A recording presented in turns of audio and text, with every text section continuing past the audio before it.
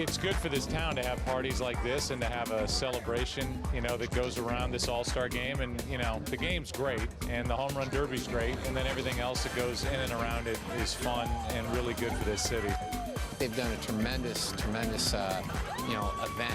putting on everything and just the job that they're able to do with getting the fans. I think, St. Louis has some really good fans, very loyal fans. So, they're out here in force. It's good. It's home to me. I come home and it's great to have all these people in town from all around the world here in St. Louis. I'm for baseball. I like to see, athletes doing their thing, and it's always good to see other pro players in their arenas doing their things.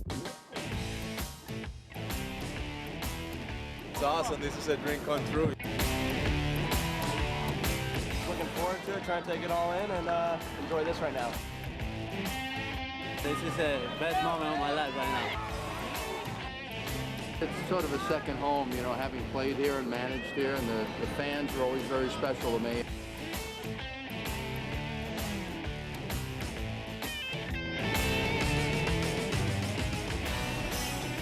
The president showing up in front of the first pitch. I thank Major League Baseball and the Cardinals for giving me the opportunity, to pitch that first pitch.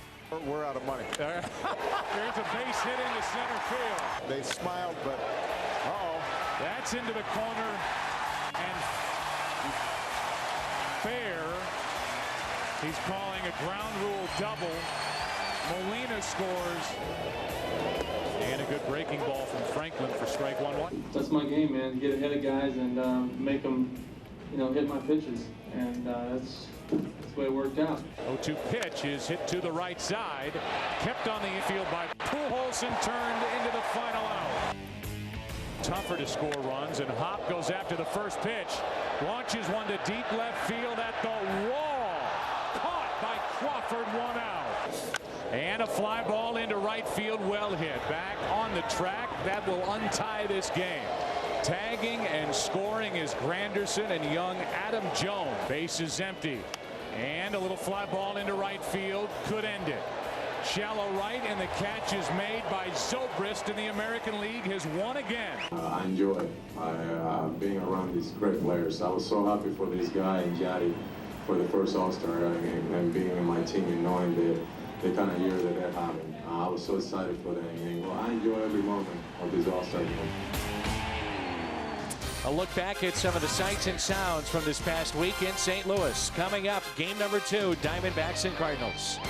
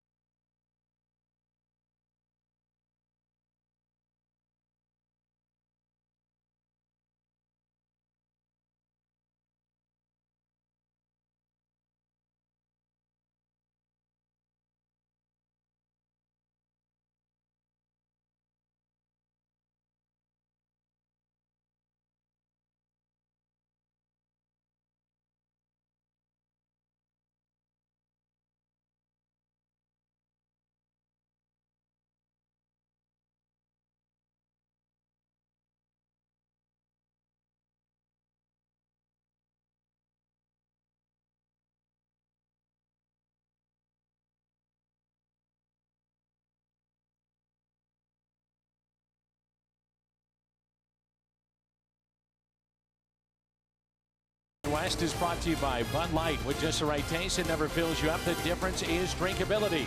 By Steak and Shake, famous for steak burgers. By Auto Tire, for the lowest prices in town. We shop the competitors so you don't have to. By Chevy, see your Mid-America Chevy dealers or shop and compare at stlchevy.com. And by the state of Missouri Tobacco Quit Line. Call 1-800-QUIT-NOW. How about these temperatures here in July in St. Louis? It should be near triple digits, and instead it's around 80 degrees.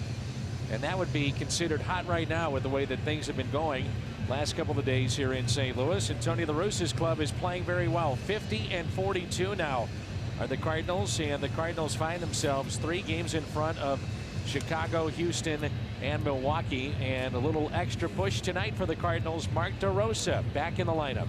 Dan, you can't emphasize that enough. It's just like making a midseason trade. Even though we got him a while back, 0 for 9 playing for the Cardinals, but he had that wrist injury, and he'll be a big lift for the club, but a tough opponent to face.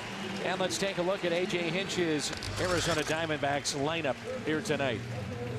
The switch hitter, Felipe Lopez, the former Cardinal, at second base. He'll lead it off, followed by Stephen Drew, so talented at short. Also another talent in right field, that's Justin Upton. He'll bat third. Mark Reynolds is their cleanup man, 24 home runs this year. Miguel Montero with a home run last night. He'll hit behind Reynolds. Then Parra, their center fielder. Whitesell is the first baseman. Alex Romero, we saw him come off the bench last night. And then their pitcher, Danny Herron, the former Cardinal, will bat ninth. Our Marshall Wild, the starter for the Cardinals, Adam Wainwright. In many ways, you could take a look at his first half numbers and make a pretty strong case that he could have been an all-star as well. Most definitely. Tied for second in the National League with his 10 victories. Really, it's not won much at home. His 7 of those 10 have been on the road, but a 1.5 higher ERA on the road than at home. He's just very little run support when he's pitched at home, and the way he's pitched, he doesn't need a lot. And he's been going deep into games as well. As we take a look at the Auto Tire defense for the Cardinals, Stavanoa gets a start in left after homering off a Big Mac land last night. Good to see DeRosa in there at third base in the battery. Wainwright and Molina. Another packed house here tonight.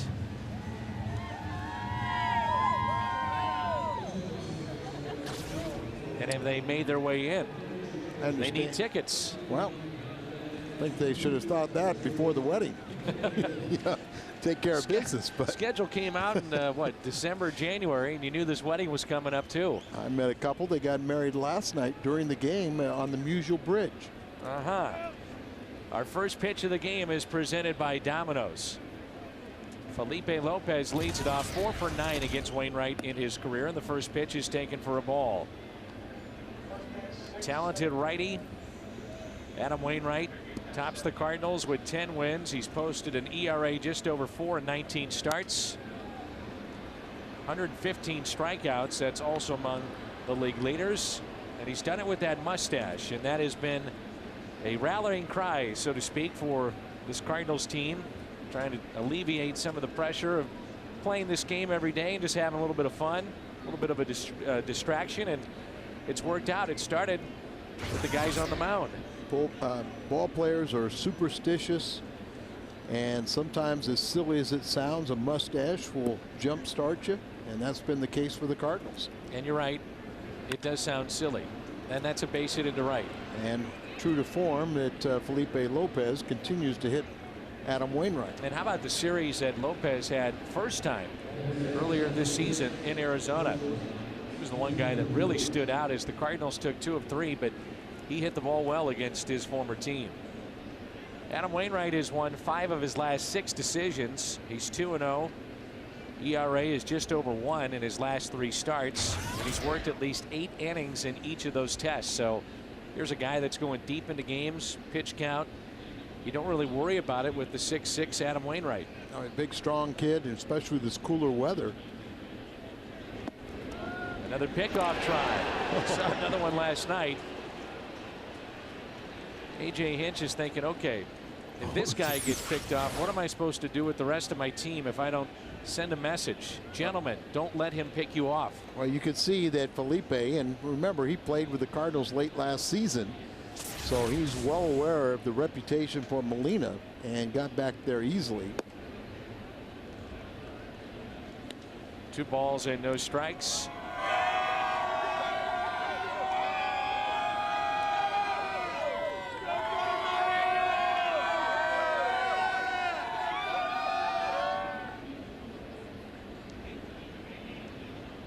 There's so many things you could say, and it's just better just to leave it alone.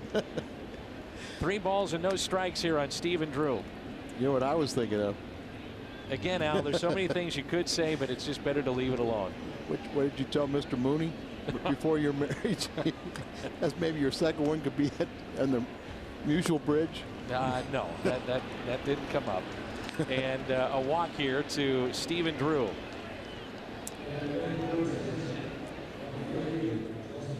My line was, Al, I did say the night before I got married, I just went over to Mr. Mooney, my father-in-law, and I just said, I want to thank you for paying for the first of my 3 marriages.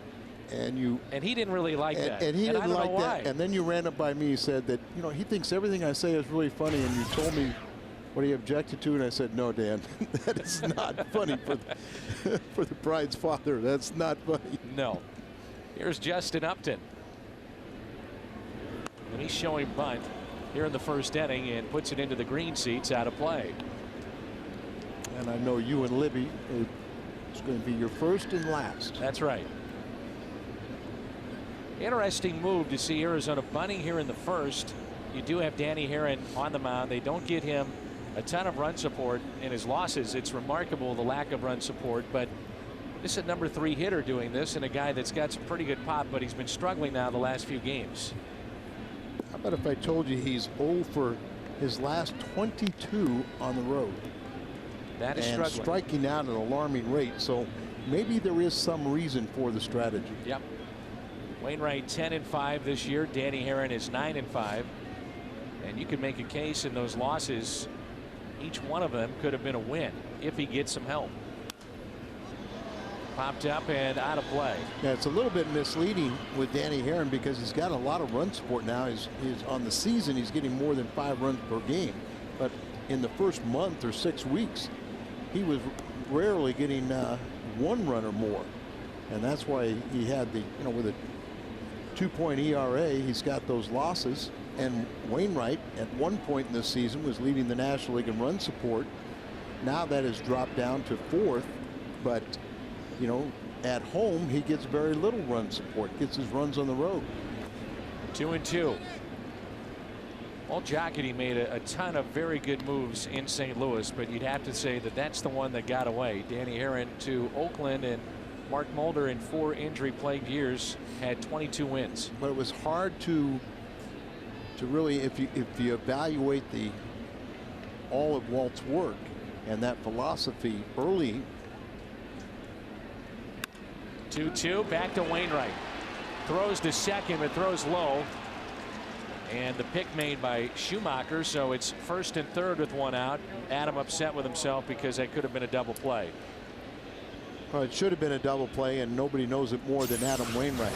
He does the proper thing, gets it right here. Now watch, he takes a little crow hop, but then he's eased up on his throw and just sent it right to the ankles of Schumacher. And Skip did the right thing of just making sure he got the 1 out. Don't try to complicate it. Throw it away when you're off balance. But what I was going to say is, in the early goings of Walt Jockey and Tony La Russa, they used their minor league system to get major league talent, and it's hard to argue with their early success. And now 1 out. Mark Reynolds. Big swing and a miss. He'll do that a bunch, but he's got some power. 24 home runs, 62 RBIs. 124 strikeouts this season, more than 200 last year. But they say that he is being much more selective. He's taking better at bats, but with good pitches, you can find that, you know, an empty swing. And the 0-1. And the Cardinals, in many respects, are back to that spot again. Here they are, first place. And there are some players out there to be had, but you know it's going to take prospects and some of the best in the organization to get them. So you see Reynolds has struggled now the last 7 games. The question is, do you give up some of that talent now? Well, and I think you can do that philosophy for a while, and then you totally deplete your farm system. And that's what happened to the Cardinals. Now they have built it back up. 1-1 is taken inside. And in the Cardinals' mind, they have a lot of blue chippers. We're seeing Rasmus. You look at Mott. You look at guys like that. You know, you had the opportunity to trade Chris Perez to get DeRosa. But at some point, you've got to, you know, financially, you got to keep some of those young guys so you can pay for the superstars. 2-1 is pulled foul. 2-2. And a name that's out there that so many teams would covet and want to have is the big right-hander, and that is Roy Halladay. And you also have to think down the road that you've got to pay number 5 too. Oh, really? At some point. I mean, he's getting paid now, but it seems like that annual salary could be bigger and bigger and bigger with the kind of numbers that Pujols is putting up. Those things all take care of themselves, and that's why we'll see most clubs now take that philosophy that you have to build from within. Spend your money wisely, you know, draft wisely, develop those guys, and occasionally you'll make a trade or a free agent acquisition, but you really got to do it homegrown. Saw that work earlier this season with Brad Thompson, that fake to third and throw to first. Doesn't happen often, but it did happen in a game earlier this year. 2-2 the count. And take our starting lineup out there right now. Only DeRosa. He's the only player that hasn't had some time in the minor leagues farm system. Stamanoa, Rasmus, Ludwig in the outfield. Most of them signed with the Cardinals and developed through their system. Guys like Ludwig, you know, that were traded for and played in the minor leagues before getting to the big leagues, but everybody else is pretty much, you know, and Adam came from an Atlanta organization but is in the minor leagues. Everybody else pretty much has come through the farm system. Not many teams can say that, especially first place teams. Absolutely. 2-2 count. He's hitting 162. Sets up outside. Gets a piece of it. Well, this is what they're talking about. Much better at bats. You know, yes, he's still hitting for power, but you know, when he gets deep into a count, he's protecting a little bit more, and it's part of the maturing process of a young hitter. You can live with his strikeouts when he gives you the 24 home runs and 60+ RBIs. 2-2. Runner goes, and a ground ball hit to short. Brendan Ryan to the plate. The throw is there and out. He doesn't slide. Lopez doesn't slide, reminiscent of Carlos Beltran earlier this year with the Mets and a key play in a win for the Cardinals. And you can see he looks, so he knows that they're going to throw home. Never does touch home plate. And we're not saying that if he slides, you can be automatically safe, but he makes it a much more difficult play. One, he could kick the ball out of the glove. You know, two, you know, he maybe that fadeaway slide and slide by the home plate and reach back and touch it.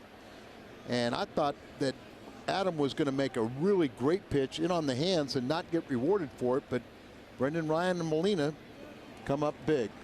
And strike one on Miguel Montero. Remember that play with Beltran? It's a very good example what you're talking about. If he slides, different than Lopez, but I think if he would have slid, he would have been safe. Yeah, I agree. And the thing about Lopez, he never even touched home plate. So 2 outs, 2 on, and here comes an 0-1 pitch, pitch number 22 of this first inning, and it's hit out of play. I'm sure Wainwright feels he should be out of this inning with that potential double play. One more out to go. The Cardinals got another good outing. Solid 8 shutout innings last night from Carpenter in game 1. But as he talked about afterwards, he kept the ball down even though he was dealing with base runners all night. And that's fouled for strike 2. And it makes such a difference. You keep the ball down. Even if they hit the ball hard, it's usually going to be on the ground. And there was some good defense behind him. Came up with some key strikeouts. But that was a well-played game by the entire Cardinal team, and hopefully sets the stage for the second half.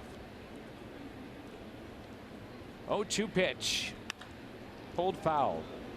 Leadoff hitter on 5 times in the first 7 innings was aboard, and yet, you know, he's able to get out of those innings. Very uncharacteristic, but you know, the one thing I've always said about Carpenter, such a warrior out there, that you really are not phased when he has runners on base, because he always has something in reserve and makes the pitches when he needs them.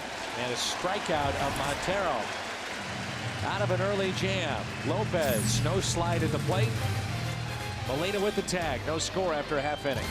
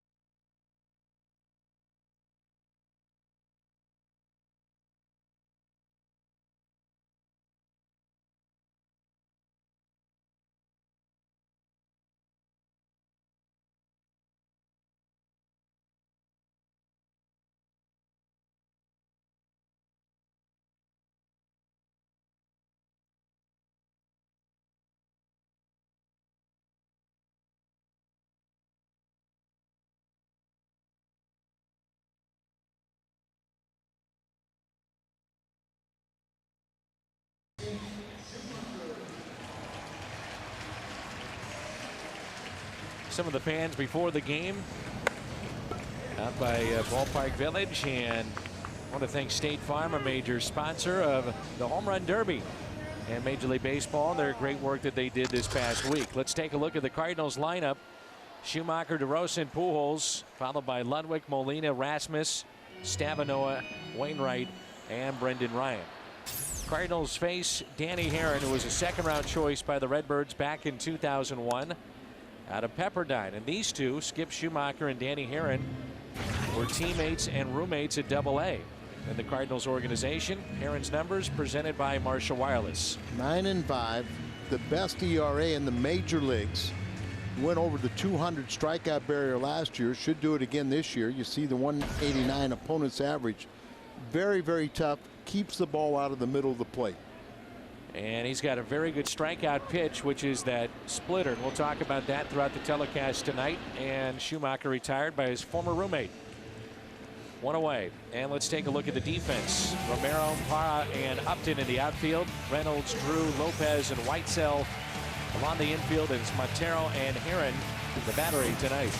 Nice round of applause here for Mark DeRosa back in the lineup. Mark DeRosa sure isn't shy about coming back under tough circumstances. I was kidding him about that before the game. I said, every guy that we've seen since you've come over to St. Louis has been an all-star, basically. All-star or Cy Young type. Right. Pitcher, and who's to say Danny's not in that running? Danny Herron, a star at Pepperdine, and he was not only a very good pitcher, he was the #2 pitcher in that rotation, but also a very good hitter. He was the DH first baseman while at Pepperdine, and when he initially signed with the Cardinals were unsure as to whether or not he'd be a pitcher or a position player, but obviously the right choice was made. 1-1 pitch to DeRosa. I asked Mark about his wrist, and he said his wrist feels like it's got a cast on right now, and you'll see it's taped up very heavily. I said, what's it going to feel like when you swing and miss? He said, we're about to find out. He did on the first pitch, too. And that, you know, it may sound odd, but usually when you have an injury like that, when you make contact, everything's fine. But it's when you swing and miss is when it puts pressure on that, the tendon sheath or a joint.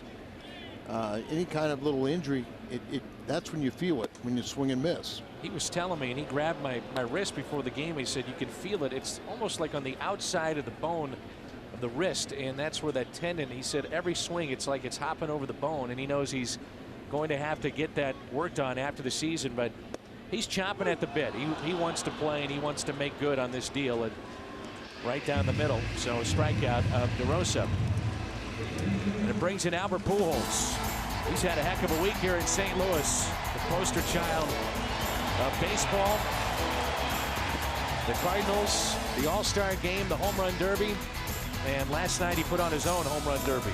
Well, that's what I had more people comment to me that, you know, Albert did have a home run derby yesterday, maybe more so than he did on Monday night, but I think they meant it in a very positive way. And I was worried that he might be 2 run down, and like I said, after he hit that home run, I think I got my answer. Well, Dan, I talked to him, and he said he heard you say that after the strikeout, and so he delivered just to answer that for you.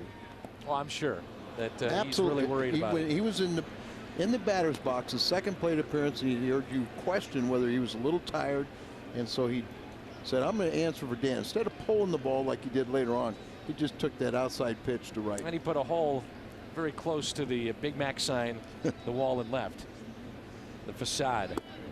A little bit low, 3 balls and no strikes. I talked to a couple of the hitters about Danny Herron has that little hesitation. You know, he starts his windup and then he kind of stops for a second, how distracting that was, and everyone said, well, I don't have enough plate appearances against him. Yeah, in this lineup, DeRosa is the one that's got the most plate appearances. He's 4 for 11. Albert saw him in interleague play when Danny Herron was with Oakland, and he is 1 for 3. It's a 3-0 pitch that he got last night, hammered for a home run. Here's the 3-1. And Pujols was just standing up. Looked like someone was trying to call time. I'm not sure exactly what happened there. Did you see that? Yes, I did, exactly. He was ready for the 3-0 pitch, but 3-1 he was content to take. And I think Danny Herron's going, where was it? So that's what they're talking about too right now at first base, going. And I've talked to Mel Stottlemyre Jr., the pitching coach for Arizona, last night, and I sit there and said, you know, relax a little bit because I'm going to ask you a question. I said, tell me about the 3-0 pitch. And he threw his arms up and he said, I talked to my pitcher last night too, and he goes, what were you thinking on 3-0?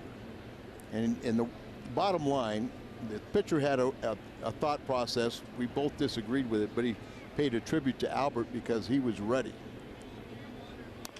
And the 0-1 pulled foul, 0-2. And said what a smart hitter Albert is, and just how he analyzed last night's game. The first time up, remember, he struck out. A couple breaking balls away, then some good sinkers down and in that he swung over the top of. Next time he said, Albert's going to look, whether it's the second or third bat, he'll look for something out away on the first pitch.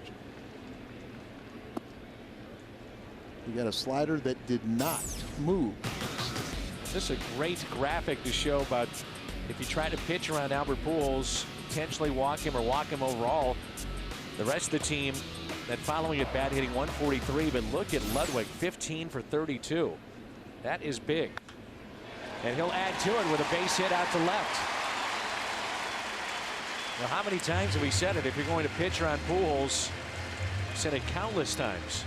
That's just in the last 2 nights. Well, I think around Pujols, you got to have somebody make him pay. And Dan, I think if we could sit there and say that if you probably took a little bit of the middle portion of maybe May and June out of that, it's almost an 800 average.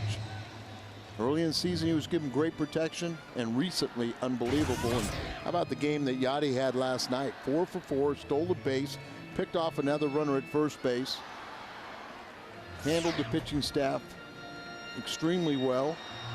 And the one play that really doesn't get talked about all that much, a strikeout for Carpenter, and the ball that got away to the backstop, and yet a wild pitch. Yeah, and he just throws a laser down there to first to get the batter. So this first inning has been one filled with base runners, and with these two pitchers, you would think on paper going into this game it would be all about pitching. Well, it will not be surprising after this first inning, both of them settle in. And remember, Herron had a long wait in that dugout, as it was a long first half inning for Adam. 1 ball, 1 strike, 2 outs, and 2 on. Last time the Cardinals saw Danny Herron, he fanned 8 and 7 innings out in Oakland. Remember that game, he was masterful. It was back in 2007. And it seems odd, but this is his first game since the trade that he has pitched against the Cardinals here in St. Louis. And Herron has made 3 straight All-Star teams now. And he's considered one of the contenders for this year's Cy Young Award. Still a long ways to go, but he'd be in that conversation. ERA is the best right now in the National League. It's all of baseball. He's first in ERA, quality starts, opponent batting average, and strikeouts. Struck out 10 Florida Marlins in his last start. 4-hit shutout to lead Arizona to an 8-0 win back on the 10th of July. Little chopper up the middle, and Drew, nifty play to step on the bag. So the Cardinals strand 2, and after 1 here at Busch Stadium, no score.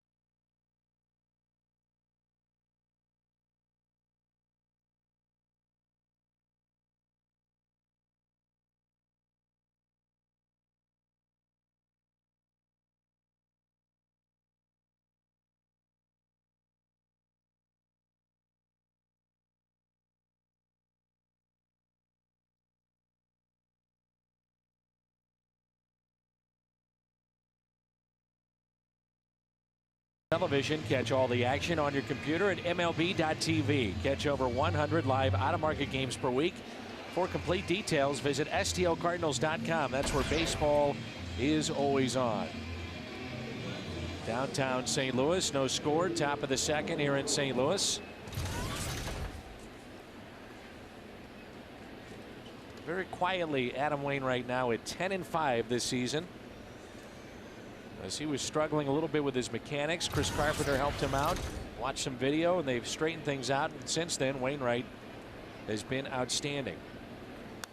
And the first pitch is fouled back underway here in the top of the second, and this is Parra, the center fielder for the Diamondbacks. They always talk about the sign of a very good pitcher is when you can win without your good stuff, and that was an example of Adam early in the season, but of late he is right back on track. And the 0-1 pitch. This is in. 1 ball, 1 strike. This guy got very good speed, not a lot of power, and yet, you know, he came up from Double-A and homered in his first major league at bat. Grounder to short. Brendan Ryan with the play, and the throw is up the line, but the tag by Pujols.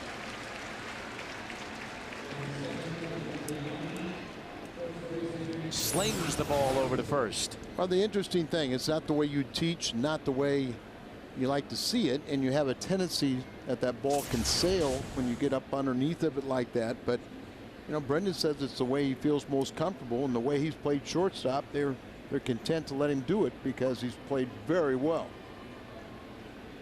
Brendan Ryan on the outfield grass, deep At shortstop is Whitesell, the first baseman, fouls it back for strike one.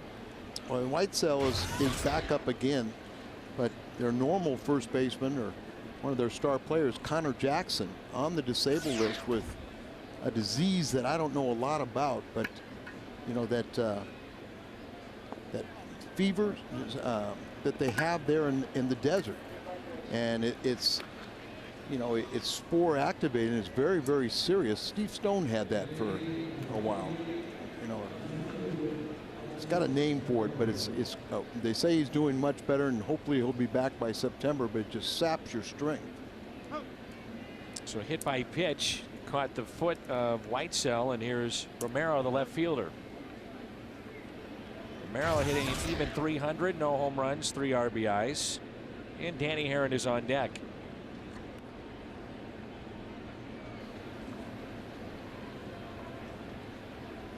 Wainwright is coming into the start.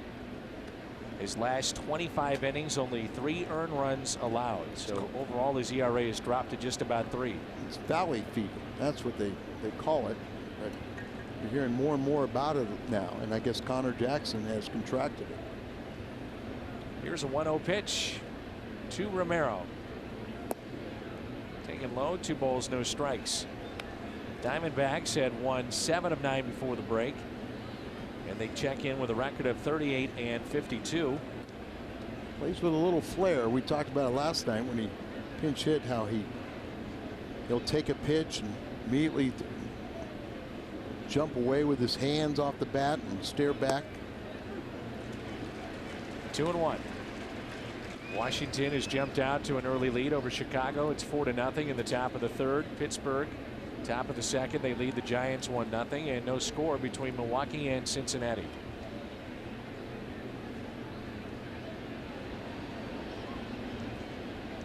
The 2-1 pitch.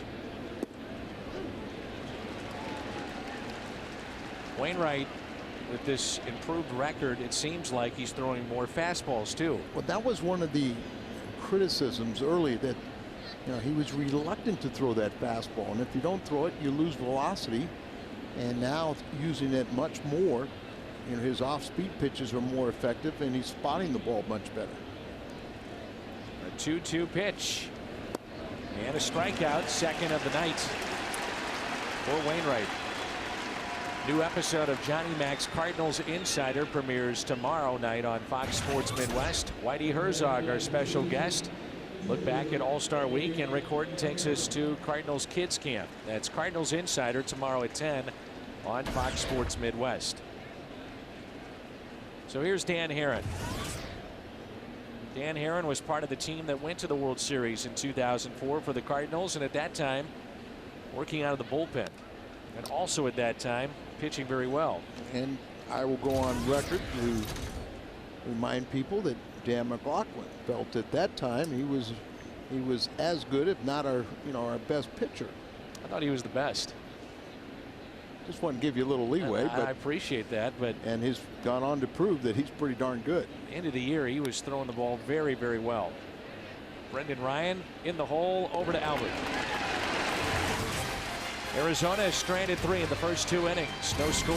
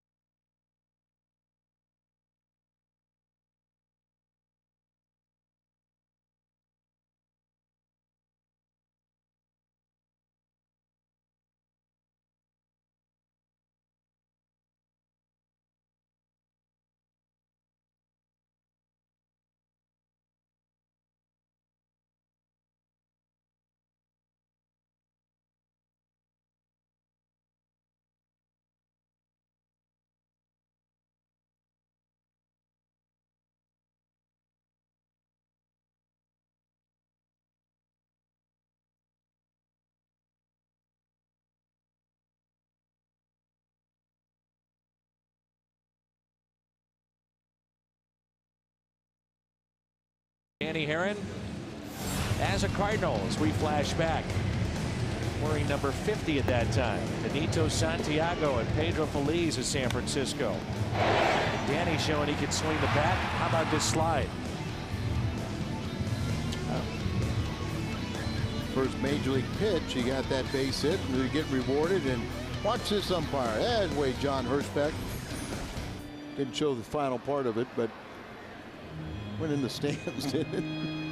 I believe so. Yeah. He had a bad day. And if you're wondering about the matchup tomorrow, the Cardinals will have Joel Pinheiro throwing tomorrow against Yusmeiro Petit. And initially we thought that Kyle Loge would get that start. So our assumption would be is that Loge then would throw Monday as we head to Houston. Wellemeyer and Carpenter also throwing in that series, and the Cardinals will face Brian Moeller, Wandy Rodriguez, and Roy Oswalt. Oswalt complete game against the Dodgers, his first start back. 0-2 here on Colby Rasmussen. Interesting to see that DeRosa goes to the 2 spot and Colby Rasmussen drops down. Now, having said that, what kind of pitches does he get to hit? Things could change very quickly. Well, we just found out he got the splitter. And that is Herron's strikeout pitch. And he starts the way that he addresses the baseball as you get a look at Stavanoa. Herron will look in and get his signs, but he starts with the splitter grip in his hands. You have to do that, you know, because with all the video, if you don't start with that extreme grip, it would be very difficult to keep a hitter from seeing or reading the fact that you reach. Now you've gone to fastball. Now you have to go to a split finger grip. See, it's easier for him to start with the extreme grip, the split finger grip, and then if the catcher calls anything else, then he can shift in the glove without really having to reach in there and the glove move, you know, tipping off his pitch. Herron allowed 1 hit in a scoreless inning here Tuesday night. 12 pitches in the All-Star game. He's got nasty stuff. 2 balls and a strike. And he will throw that splitter against lefties and righties, where some guys it's a little bit different when they do want to throw the splitter. Well, he also has a good fastball, and he's got a little cutter that, you know, he'll throw a lot to the right-handed batters, but that splitter just, you know, separates them. The 3-1 pitch. Stavanoa with a high fly ball into center field. Danny Herron, just how good could that record have been so far this season? Take a look at this. In his 5 losses, the run support 2 in the 5 losses, and he has been terrific on the other side. So it's not like he's getting blown out of those games. He could have won any of them. He could have won. Yeah, that's it. He could have won every single game. Did not allow more than 3 runs in those games, and his 5 losses. So that's how you have a 2-point ERA, and now it's 1.98 and have 5 losses. Here's Wainwright, first time up tonight. Got 2 pretty good hitting pitchers.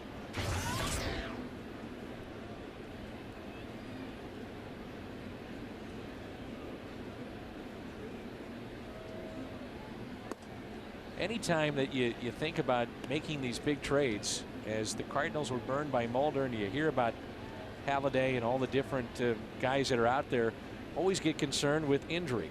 You know, it's a roll of the dice in many ways, but let's just say, for argument's sake, you would get him. Cardinals could match up with anybody in baseball with that kind of rotation.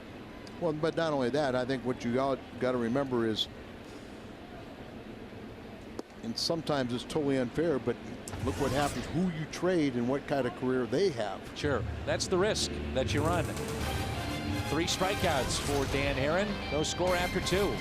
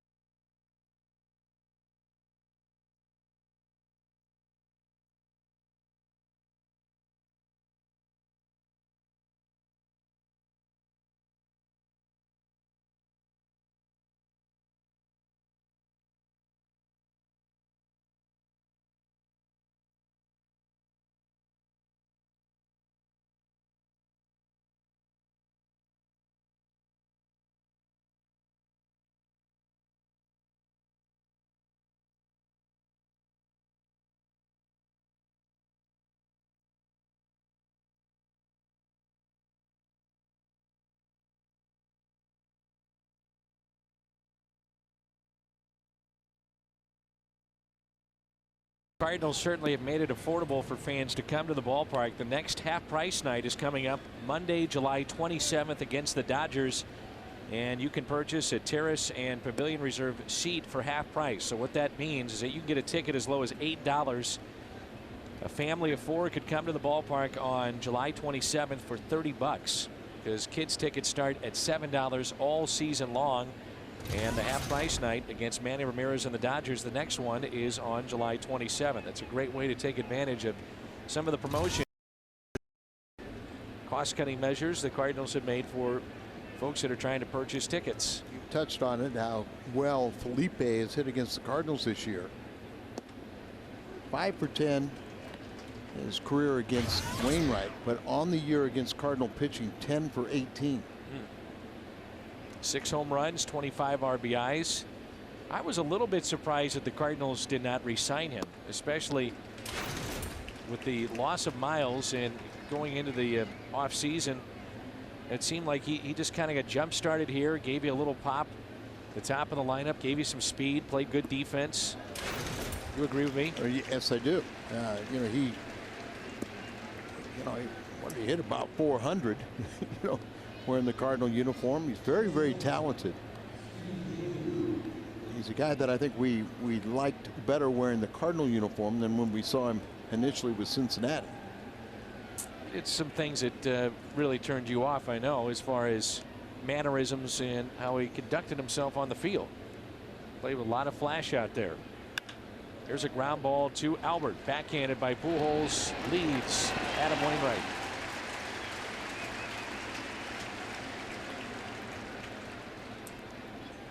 Brings in Upton, grounded back to Wainwright, first time up, 2 outs.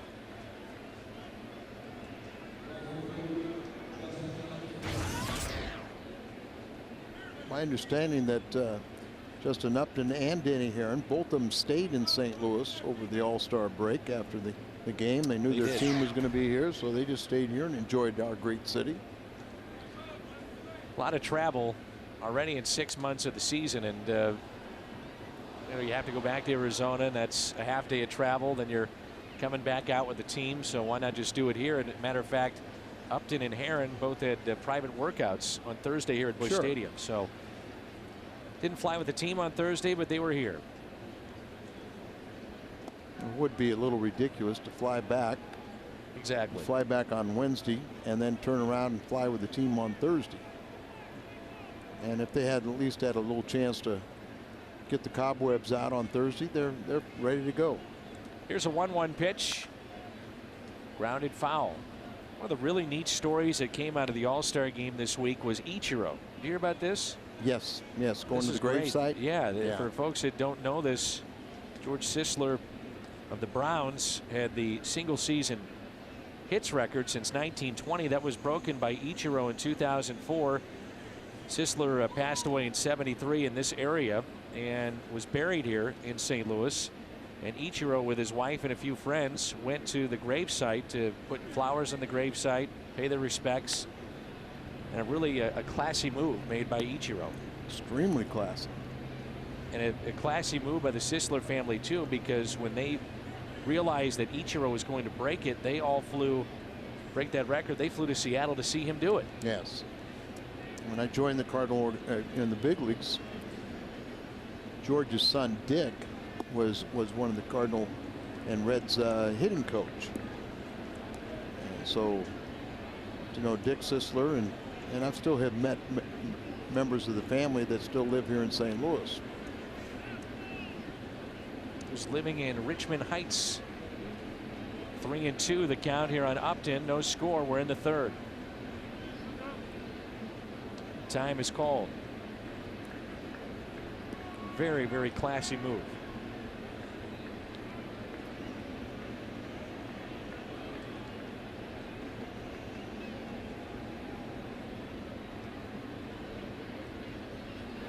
Right down the middle.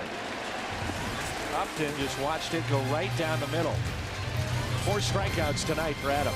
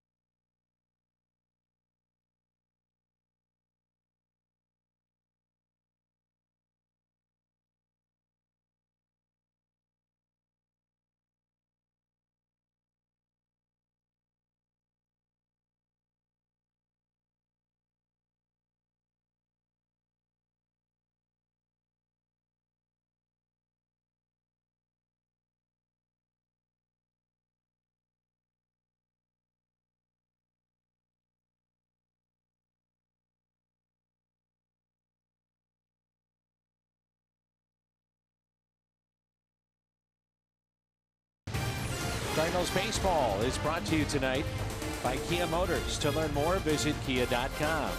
By the Casino Queen Hotel and Casino, home of the loosest slots. And by McDonald's. Better set your alarms. Sausage burritos are just $1.19 only at McDonald's. Sculpture Park, 9th and Market here in St. Louis. And Brendan Ryan leads it off for the Cardinals as we move to the bottom of the third. Ryan, Schumacher, and DeRosa. Talking with Al McRae at the cage tonight, Al, and he said this guy, not only can he play defense, he said before it's all said and done, and I don't think fans realize that this guy's going to be a very good hitter. He's got the work ethic and proper mechanics to put himself out of prolonged slumps, and a guy that he feels can really contribute with the bat. And Al McRae doesn't give cheap comments. No, he doesn't. So it's you know, when he says something like that, he thoroughly means that. His batting average is fallen down to 282, but just had his career high 9-game hitting streak snap where he hit 350. There's a base hit. And the second hit for the Cardinals tonight.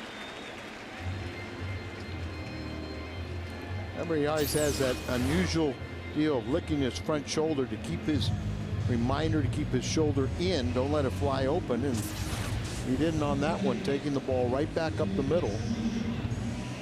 I've talked to Brendan about this, and I've also talked to Colby Rasmus about it.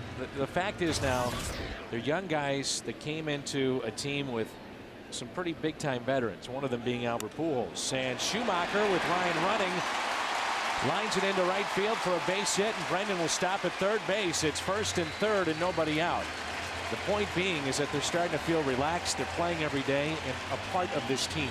And of course, when you start having more than just Albert hitting, and Schumacher's hit all season long over 300, Brendan has flirted with 300, then, you know, everybody kind of relaxes and doesn't try and do too much. Albert's always going to be Albert, but hitting becomes contagious when you have more than a couple guys hitting. Everybody can kind of relax and just do what they're capable of doing. Now this guy, you know, he feels pressure. I mean, he's been around a long time, but he's trying to justify a trade, and he's trying to show that he's healthy, and he's coming up at a big spot right here. I agree with everything you're saying, and it's not the way to think. Nope. You know. And he would be the first one to tell you it's not the way to think either, but it's human nature. Right, and you know, you obviously want to prove that you were worthy of the acquisition, and you get off to this 0-10 streak. You've had the injury, and they really shade him to right field in the outfield. Big gap out in left center. 1-0 pitch. A swing and a miss. Pujols on deck. 1 ball, 1 strike. There's a good pitch right there. When you have a guy that's got a wrist injury, one of the things you try and do is exploit him inside. You know, you try to get there up and in, but that really sets up that splitter down and away eventually. 1-1 pitch inside to DeRosa.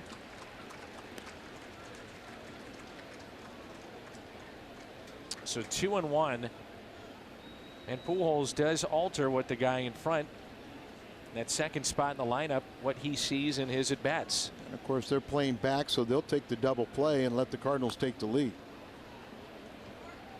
2-2. DeRosa actually has a little bit of a trigger mechanism, a little hitch to get his bat going, and talking with Al McRae, he said he's got no problem with it. You'll see it come in right there, and then he'll swing the bat, where some guys could get locked up, but he said with him, he starts it early enough and he gets the bat through. Yeah, and I think with Herron's motion, it kind of is a little deceptive as you know, he has that pause, and that's where he kind of held that leg there. But you know, hitting is timing, balance and timing, and obviously when you've had the layoff due to the injury, your timing is going to be off. But all he needs is a blue pit, a bolt, just something positive, and he can relax. 2-2. DeRosa hits into not a double play, just a line out to second as Schumacher heads up base running his back to the bag. Tough running play right there, and Schumacher was very good at it. Ludwig has been making folks pay recently, but in the back of A.J. Hinch's mind, certainly he's saying, is this one of those cases where I walk him and load the bases up for Ludwig? You really truly have to consider that, and I think that if he falls behind in the count, then you really do have to say that that is a likelihood. The other factor is my guy's pretty darn good too. And he's awfully good too. He was ready for it, but pulled it foul.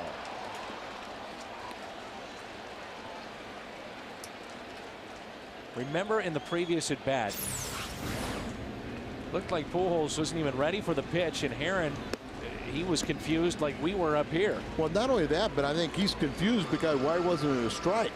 It looked like it was right down, you know, a good pitcher's pitch and had enough of the plate. Here's the 0-1 to Albert. Strike two. Pujols walked in that at bat. And that's basically the pitch that he struck out on last night at the first time up. But he made him pay with a couple home runs to follow. Runners at first and third. Diamondbacks had a good opportunity in the first inning. Could not cash in against Wainwright. This is the Cardinals' best opportunity. Bounced in the dirt. Good play by Montero. Outstanding play by the catcher. That saves a run. Ball bounces so far out in front. You can use great technique and you still may not be able to come up with it. And you know, we talk about how in that situation the glove is really just a block between your legs, and it looked like the ball bounced up and got him right underneath the armpit. Talking with the Arizona folks, they have said that Danny Herron, when he gets into spots like these, more times than not he's been getting out of them.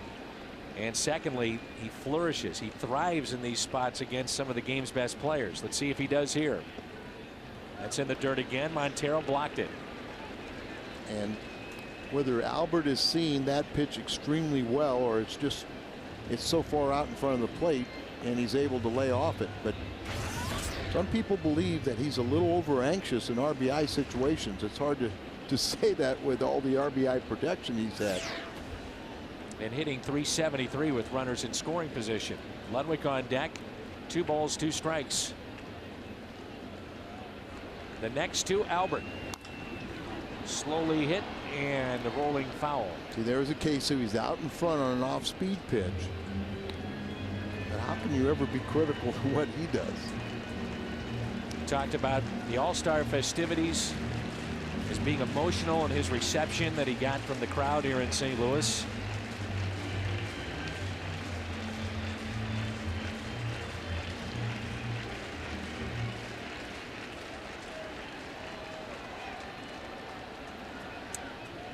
Reception for Molina and Franklin as well.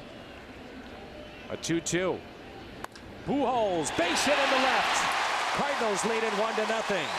Albert drives in number 90 on the year. 1-0 St. Louis.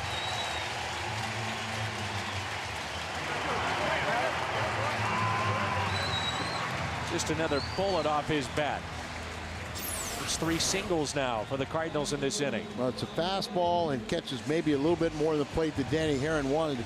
Third base is reactionary play, but Reynolds has no time to react. Hot Shot Sports Bar and Grill. The beautiful swing of Albert Pujols. Super slow-mo. Hot Shot Sports Bar and Grill, 1 block south of the ballpark on Broadway. Here is Ryan Ludwig.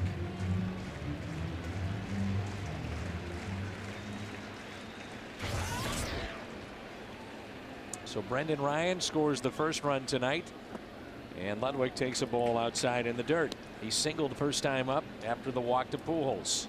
May not get many scoring opportunities against Herron, so you really have got to take advantage of it. Big gap in right center, and right field are well off the right field line as they expect Ludwig to pull the ball.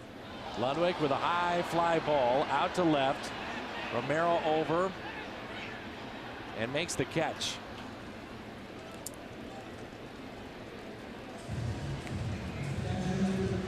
So 2 outs. And Yadier Molina will be the hitter for St. Louis. Runners at first and second. Quote of the day, Dizzy Dean. If Satchel Paige and I were on the same team, we would clinch the pennant by July 4th and go fishing until World Series time. Dizzy Dean and our GMC quote of the day. 2 outs, 2 on. Told you that one year when I was playing for the Tulsa Oilers that Satchel Paige was our named pitching coach. Here's a slow roller hit to second base. And Molina is retired. Reynolds, Montero, and Parra coming up.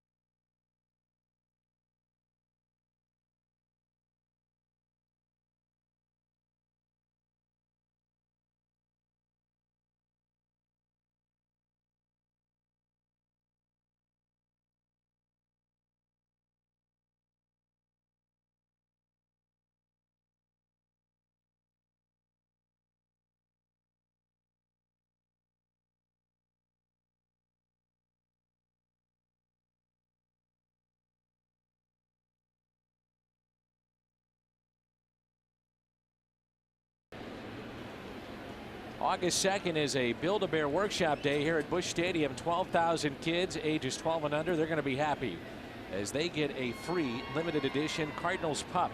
For tickets, number to call 314-345-9500 or visit stlcardinals.com. Again, mark that down. That is August 2nd here at Busch Stadium. Now, August 2nd, as the first pitch is taken by Mark Reynolds for a ball. It's also a family Sunday. You get the Terrace or Pavilion Reserve ticket and a free hot dog and soda with that. And after the game, kids can run the bases as well. So a special day for the family on August 2nd. Up the middle and a base hit for Reynolds. And he's 1 for 2, and it brings in Montero. Take a look at the top of your screen, and that's our Firestone leaderboard tonight. Total base leaders, Albert Pujols. That includes tonight. He's at 231 and well in front of Prince Fielder. No surprise there with the kind of season he's had already.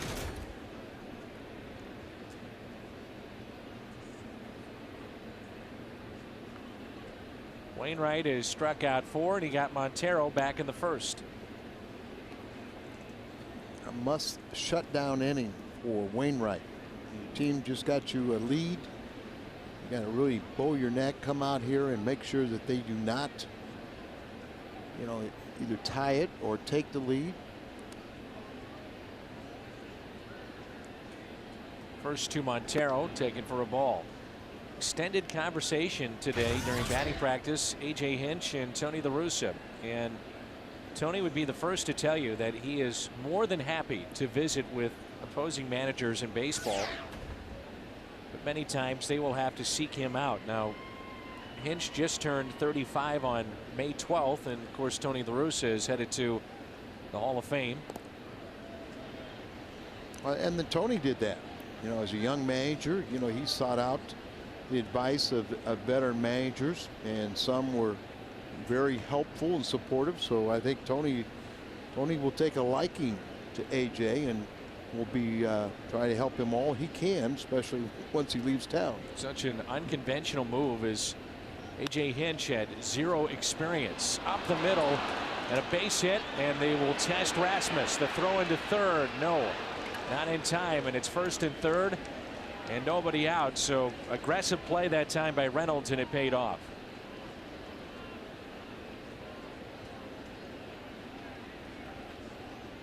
They want to make the first out of an inning at third base, and so it's a risky play. It just bounces through, perfectly placed.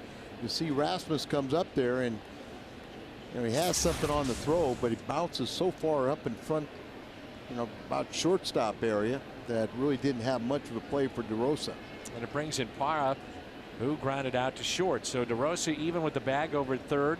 Pujols holding at first, and here come the Diamondbacks. Good speed here. You play back for the double play, but that may be tough off this bat.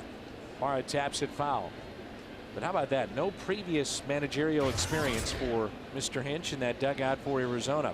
He was their player development director, running the farm system, and I don't think he had that title for very long either. 4 years he was helping out in that area, and then director for a couple of years, I believe. That's strike two. And one of the reasons that they went with him is that he was a part of drafting many of these players that are currently wearing their major league uniform. And so that's some of the thinking that they had going into this, but no managerial experience. Yeah, very odd, but jury's still out. And another reason why you would think this would be a team that you could pick some of their veterans. 0-2 and a strikeout. Big one of Parra. Fifth of the night for Adam Wainwright. Ever a time when you need a pop-up in the infield and then you get 2 strikes, you definitely need a strikeout. It is right now. Still are in that same scenario unless you get the double play.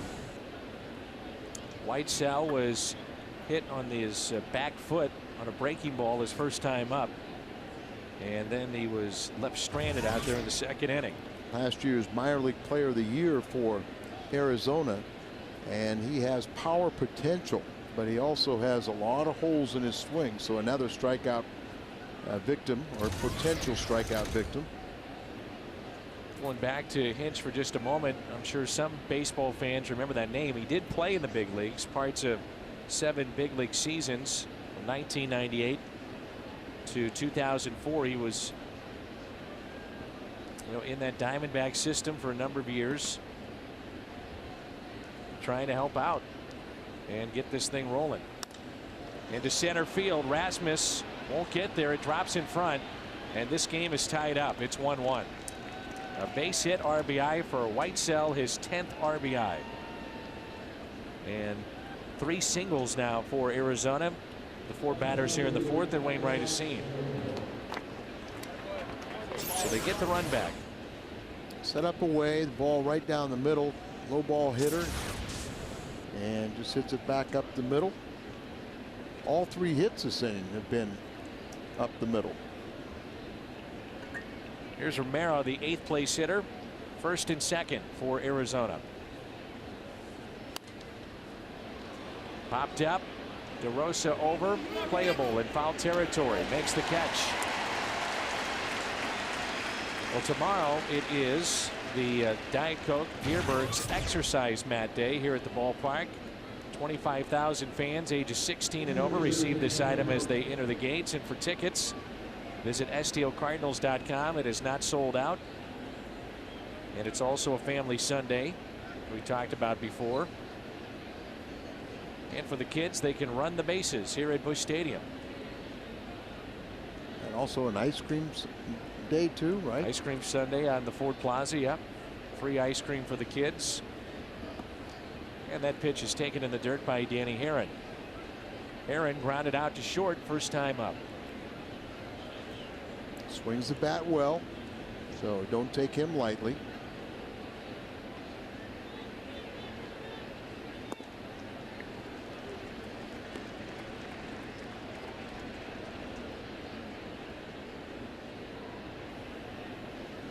One ball, one strike. Runners at first and second.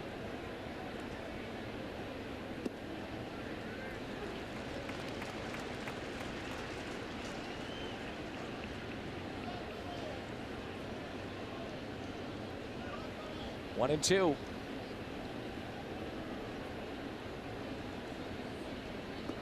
Aaron doesn't chase. 2 balls, 2 strikes.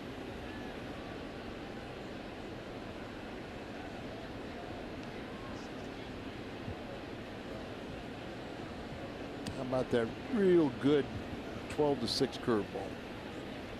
And put him away for his 6th strikeout. Let's see if he can do it. Aaron could put his team on top.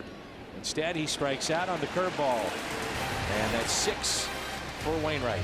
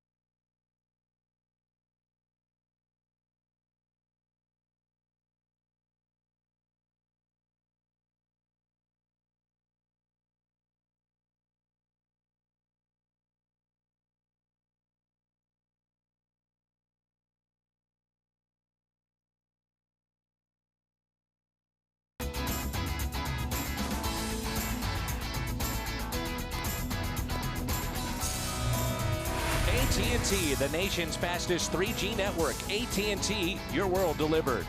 Cardinals picked up an RBI by Albert Pujols in the bottom of the 3rd, his 90th of the season.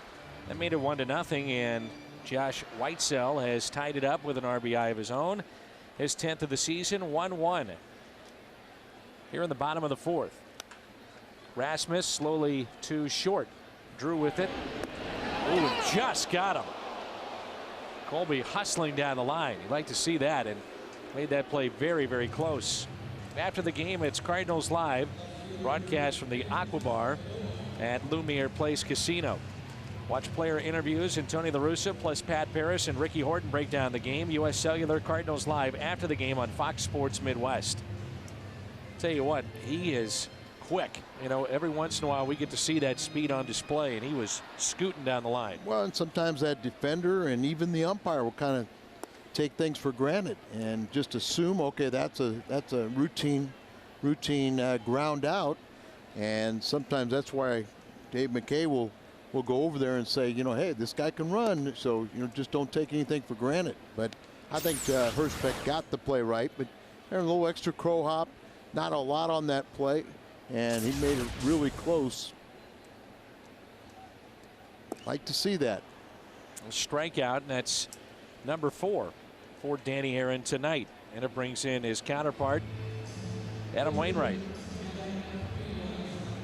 So quickly 2 outs.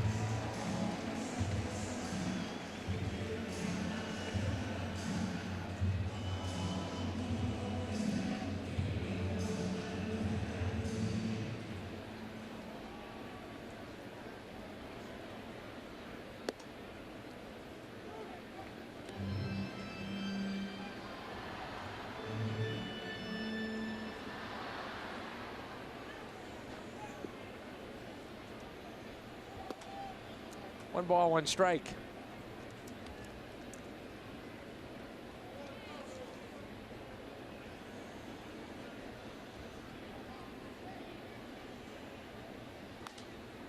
And this pitch is popped up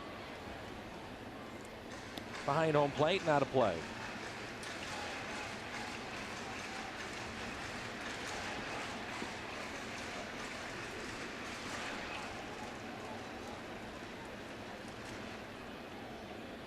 Here's a 1-2.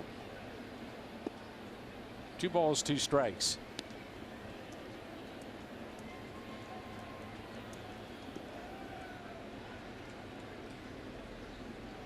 Here's a 2-2.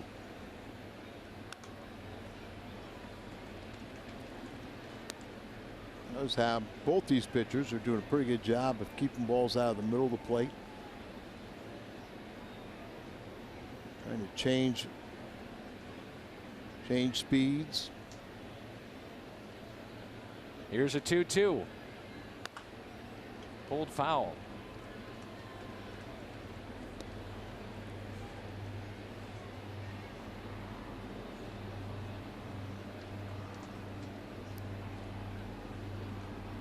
Otis Steinfeld is here tonight. Wants to say hi to family and friends. 2-2.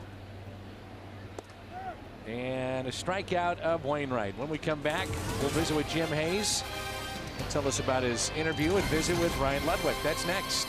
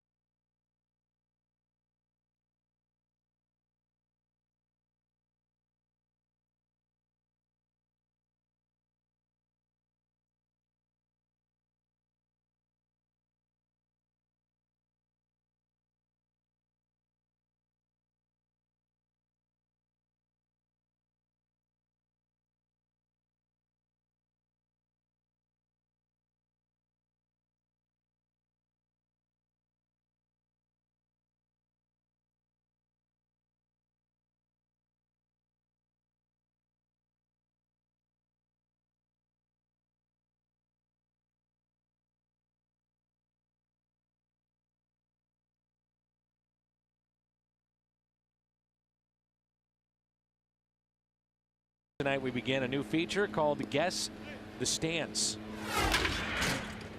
It looked like Ludwig. I guess we'll find out. It's on the post-game show coming up. And there is Ryan Ludwig. It's a 1-1 game. We move to the top of the 5th, and I know that Jim Hayes had a chance to visit with Ryan Ludwig on the pregame show. And interesting, Jim, they talked about at least at one portion of the season he was pressing a bit, but he certainly isn't pressing now, is he? No, he's been on fire. He had a great week, co-National League Player of the Week prior to the All-Star break, and a big 2-run single last night. And he said he was pressing a little bit. Mostly he felt the problem was swinging at bad pitches, but he's pretty locked in now, Dan. Well, there's no doubt about it as we start play with a strike to Felipe Lopez, and I'm sure playing every day has made a difference as well for Ryan Ludwig. Yeah, he has felt for some time, as you know, talking to him, Dan, too, that you know, he's making good contact and balls weren't dropping, and he got a bunch of games in a row. He started to play, felt more comfortable, and now not only are balls flying around the ballpark, they're flying over the wall as well. He's on a real hot streak.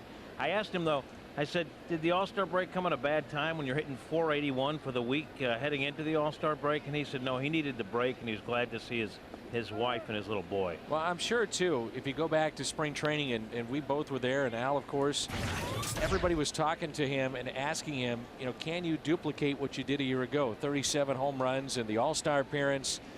And I know that he felt pressure to live up to a better contract this year and to try to put up the numbers that he did a season ago, and that's not an easy thing to do. This is a high fly ball into right center field. Colby is there, and I'm sure, Jim, that was part of the equation maybe at times where he's put some pressure on himself, and he hasn't had the type of year, at least at times, that he would like, but that's changing obviously right now. Well, you know, you talk about pressure, and he admits that he did press a little bit, but he's supremely confident, Dan. You know as well as I that injuries would have really sidetracked Ryan Ludwig in his career. He's produced at pretty much every level, but he's been hurt so much. He's had a ton of injuries, and now he's healthy. In fact, there was an injury he talked about. Maybe he should have gone on a rehab assignment when he came back from that in the first half. He didn't do that, but that's all in the past now. He's kind of focusing on having a good post-All-Star break. And that experience of being injured and good seasoning has worked to his advantage because he knows how to make the adjustments. And that's one of the unfortunate things for Rick Ankiel, who, you know, is playing as a 6-year player, but really a very young 2-year hitter, and really has not had a down spell like this to really know how to bounce back. But that's the good and bad of being a veteran player. You know how to make those adjustments. Well, with Rick too, he was talking about that before the game, that there is weakness in that shoulder, a result of his collision in the outfield with the wall. And Tony La Russa said he's not 100%. He's available, but they're still trying to figure out what exactly is wrong and how they try to strengthen that shoulder. Here's a 3-1 pitch. And of course, you're pulling for Ricky Ankiel, one of the great stories in baseball. And that would seem, Jim, to be the case, that if he's struggling like he has been, you have to wonder about the health of that shoulder and what's going on right now inside that body, because he just, you know, has not been the same after that collision. Well, Rick is not one that's going to, you know, try to blame some happenstance on why, but he does admit that the shoulder hasn't been very strong, and they're still trying to figure out why. DeRosa over and makes the catch. You know that the Cardinals had to have considered making the roster move today to activate DeRosa. That you'd have to think that that was part of the equation. Instead of sending down Hoffpauir, would they be better off to disable Ankiel and let that shoulder have more time to heal? And apparently they feel that he can help the ball club more on the active roster. So Hoffpauir was the odd man out. Well, you talk about Ludwig, and Al, I know you mentioned it right away. Why not take a rehab assignment here with DeRosa? Not to say that he should be on a rehab assignment, but you wonder about DeRosa getting his timing back at this point in the season too. Not an easy thing to do. And it's my understanding that, you know, the player has to, you know, agree to go down on the rehab. And again, I'm not saying he should. My point being, his timing is going to be off a little bit. And tonight he's 0 for 2. He has struck out and also lined out to second. But Jim always has the breaking news with the team and those one-on-one interviews right at the beginning of the show. 7:15 first pitch. He's on the air at 6:30 and does a great job with that. If you haven't tuned into the pregame show, and yesterday he had John Mozeliak on, and they went through the litany of injuries that this team has had, and guys trying to come back from Khalil Green to Troy Gloss, and tonight it was Ryan Ludwig. Jim does a really nice job with that. 1 ball and 2 strikes here on Justin Upton, who is 0 for 2. Took a fastball right down the middle last time up. Curveball, he'll take that one down the middle. Another strikeout for Adam Wainwright. And we move to the bottom of the 5th. The Hall of Famer Red Shandy's here tonight.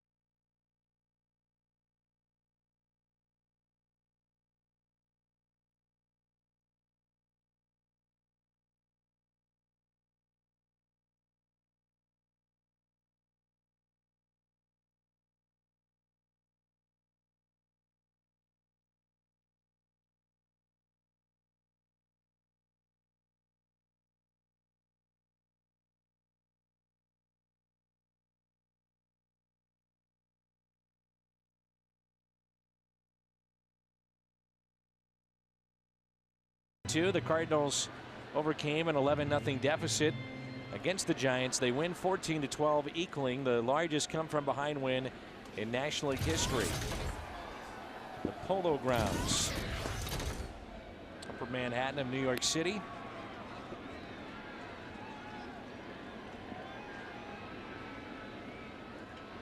Here's a 1-0 pitch to Brendan Ryan. Taken a little bit low, 1 ball, or rather 2 balls and no strikes. Brendan Ryan singled and scored back in the 3rd inning.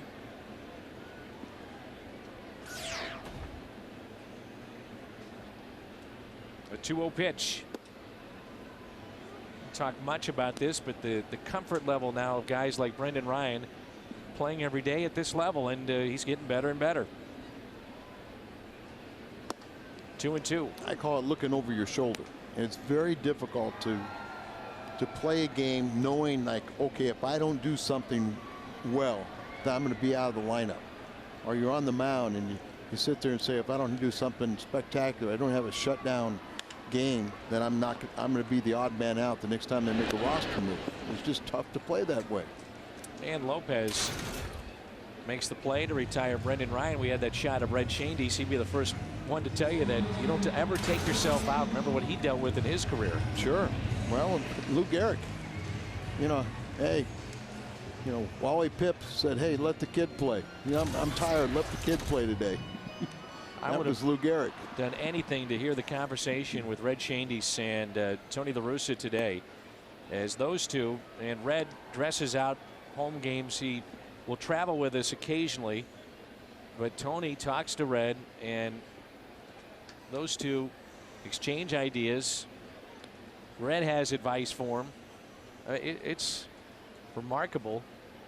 And Red usually sits with John Mozeliak and his contingent of lieutenants, and it's not that you have to follow every bit of advice, but you know, oftentimes you'll hear something and you just put it in as part of your master evaluation or what you consider it. Red Shandies. He's still sharp. Yeah, oh yes he is. That's a strikeout of Schumacher, and Herron is starting to settle in. He has struck out 3 of the last 4. What's on tap? Brought to you by Bud Light. The difference is drinkability. It'll be on Channel 5 with Jay Randolph and Rick Horton tomorrow at 12:30 on KSDK. Our Bud Light What's on Tap. I was about to say, for opposing teams that come to St. Louis, they walk in at any point in time. It's Bob Gibson walking around, Ozzie Smith. Red Shandies is dressed out. You've got Tony La Russa in that dugout. Oh, and then you got Chucky Carr. Go back to his spring training when we were back in St. Petersburg, and great Stan the Man was going to throw out the first game of the Grapefruit League exhibition season, and Chucky asked me, he said, who's that? You know, you see Stan talking to all the players, and I said, well, that's Stan the Man. He goes, well, who's that? And I said, well, that's Stan Musial. Well, who's that? And I said, well, he used to play. And DeRosa strikes out at 7 tonight for Danny Herron.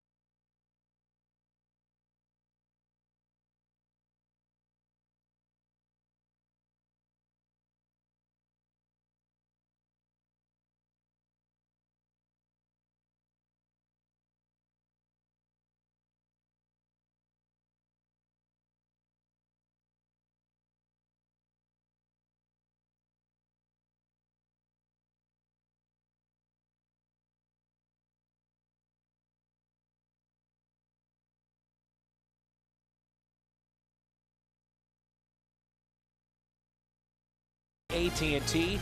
Switch to the nation's fastest 3G network. AT&T, your world delivered. Mike Shannon's just across the street.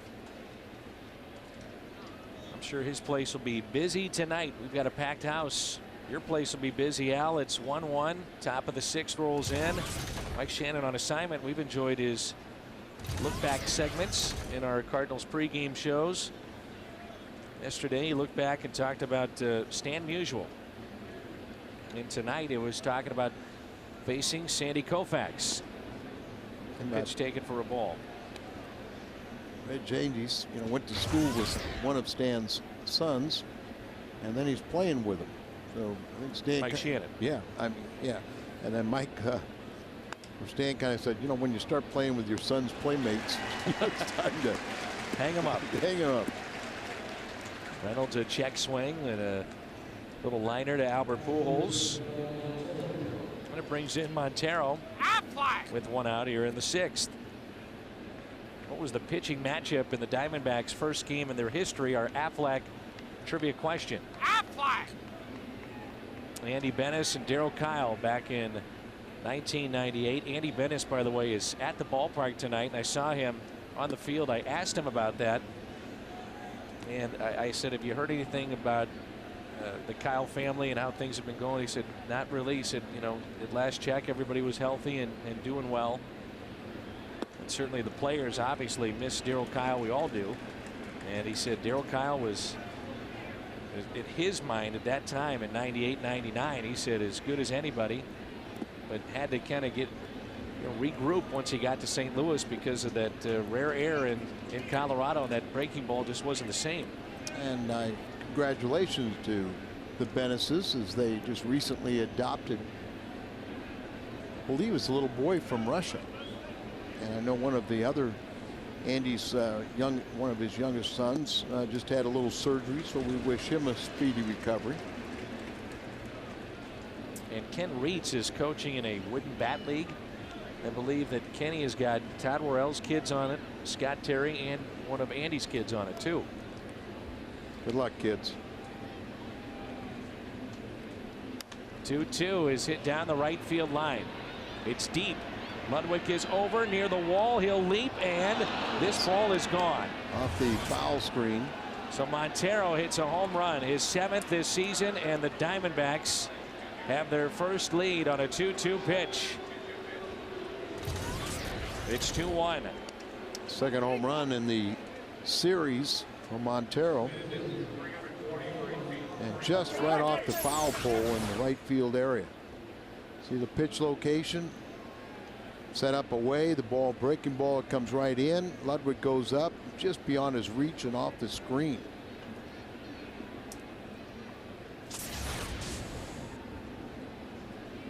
Here's Parra. Put a little hush. Now, Ritzy is my buddy, and Ritzy will teach those kids an awful lot, but Ritzy had a little, Ritzy never got a full paycheck in the minor leagues. He was always fined for breaking a helmet, doing this, doing that. And a grounder hit to Schumacher. 2 outs. North Star is making this Sunday extra special tomorrow. Ice Cream Sundays. Begins 2 hours prior to the game in the Ford Plaza. Music, fun, games, and don't forget about the free ice cream.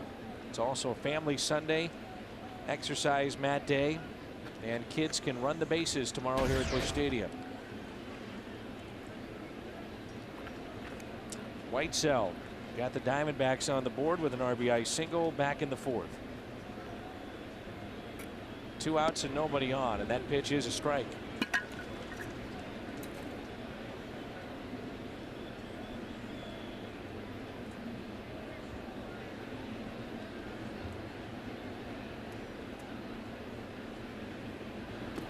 If you're the Cardinals now, you get a little bit concerned. It's been since May 23rd that Danny Herron has given up more than 2 earned runs. Cardinals trail now 2-1 here in the 6th.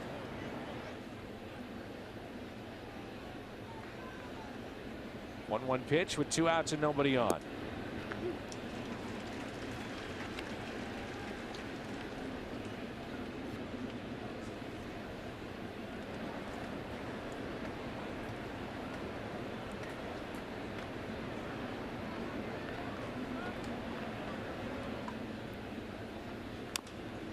Fastball pulled foul.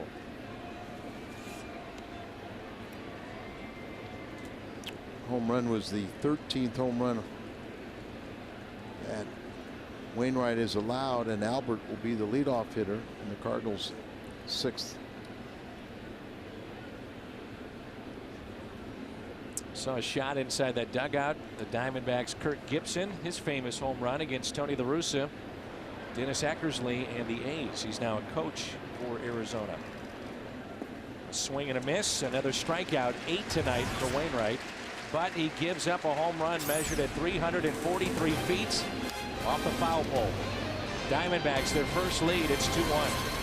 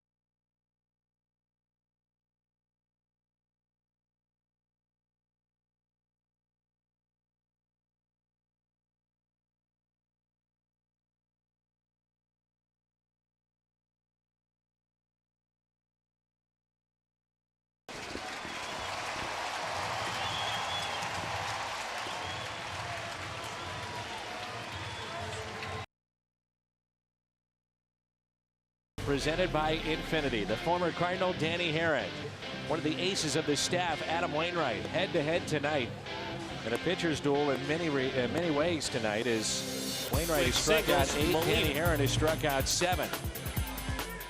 The difference in the game, Miguel Montero, a solo home run, his 7th of the season. He's got a couple of hits tonight, and it's 2-1 Diamondbacks. 6th inning, here's Albert. Last Cardinal hit or base runners off the bat of Albert Pujols. His RBI single in 3rd. 90 RBIs now.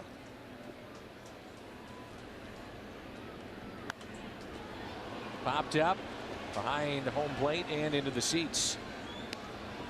Danny Herron, last time up, Al challenged him with a fastball, and he got beat as Pujols hit a laser out to left. He got beat because there were, men on base, and he drove in a run. But if you can keep him to a single, it's hard to say you got beat too badly. Swing and a miss by Albert. 1-2. That's an outstanding splitter. How many players would take 337, 34 home runs, and 90 RBIs for a season? Here we are on July 18th. The 1-2 pitch. That's really appeared that time that Danny Herron, he has that pause at the top of his windup, his leg in the air, but it seemed like that one was longer than normal, and then he threw a cutter. Splitter there.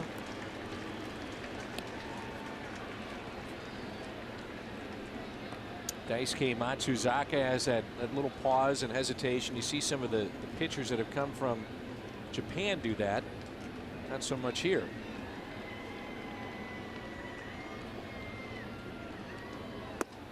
Pujols loses the bat and strikes out. So strikeout number 8.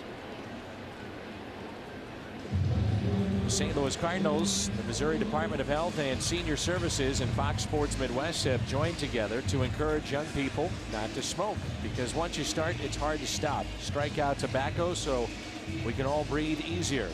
Call the Missouri Tobacco Quit line at 1-800-QUIT-NOW. And Aaron's on quite a bit of a roll now. That's 5 strikeouts in the last 6 that he's seen. He's retired 9 in a row.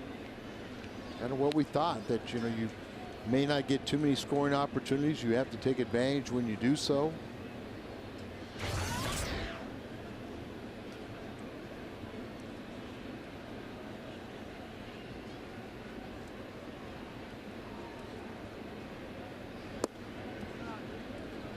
You can see he just really works both sides of the plate, doesn't leave anything in the middle of the plate, and that's a great attribute.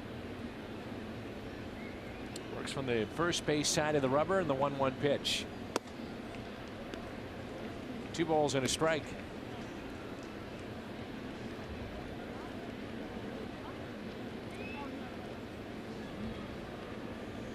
Already here tonight, it's game number 93 for the Cardinals. Shallow center, Parra, late break, and makes the catch. Gives you an idea about his speed out there in center. Just watching him at the beginning of that fly ball, he just thought he was going to be underneath it. And then he really did have to hustle and get underneath. But ball goes up. He just took a few steps back, and then he read it correctly and comes racing in. Here's Molina 0 for 2 following his 4 for 4 night in game 1. Our next telecast will be Monday night on Fox Sports Midwest. Jay and Ricky with the call tomorrow. And don't forget about the makeup game on Thursday in Washington. We'll have that game for you. All 3 in Houston. The makeup game against the Nationals on Thursday, and then the first game of the Philadelphia series. 0-2 the count. Check swing, and Molina did not go as they appealed. Aaron thought he had the strikeout. Wally Bell, I mean, I thought for a minute, why was he even asking for an appeal? So the Cardinals do catch a break, and you can see the pitch total. Not uncharacteristic for a lot of good young pitchers, or good pitchers in general, to have maybe their worst inning the first one, and then they start settling in. 1-2. See that pitch count now at 91, and if you're the Cardinals, idea certainly has to be to get to their bullpen, which has been a sore spot this year. And that's why you're never out of a game. You play a hard 9, you're never out of a game if you can get into that bullpen. And Hinch is anxious to get to somebody before the 9th inning.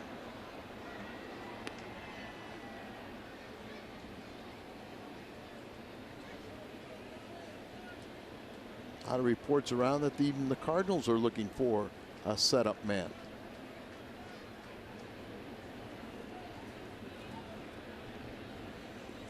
You set at the 9th inning spot, you know that with Franklin and Molina.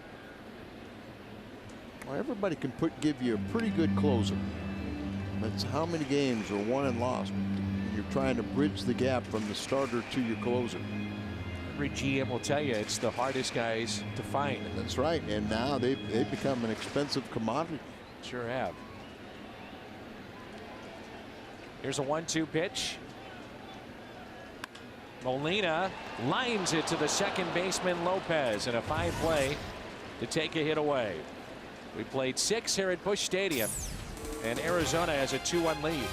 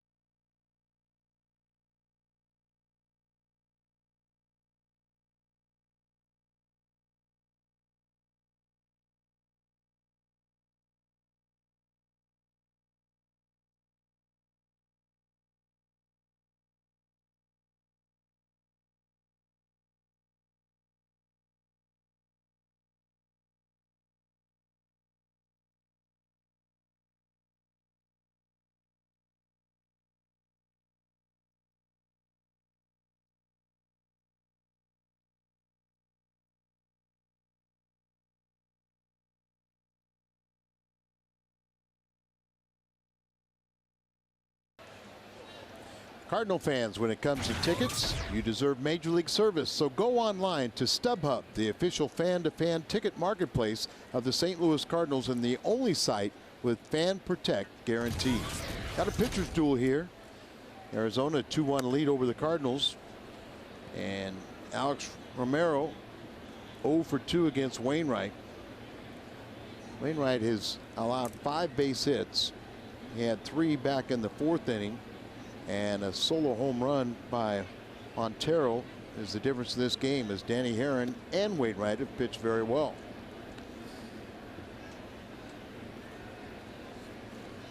Danny is at the Major League's best ERA. It's under 2 and pitching a gem. And Wainwright is tied for second in the National League in wins.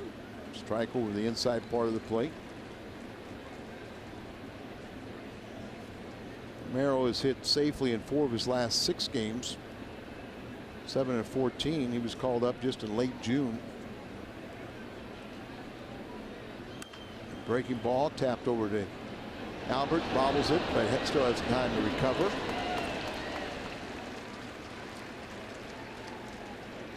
Albert made some quite dazzling plays yesterday and defensively, and you never get tired of watching a guy use 2 hands. Watch here.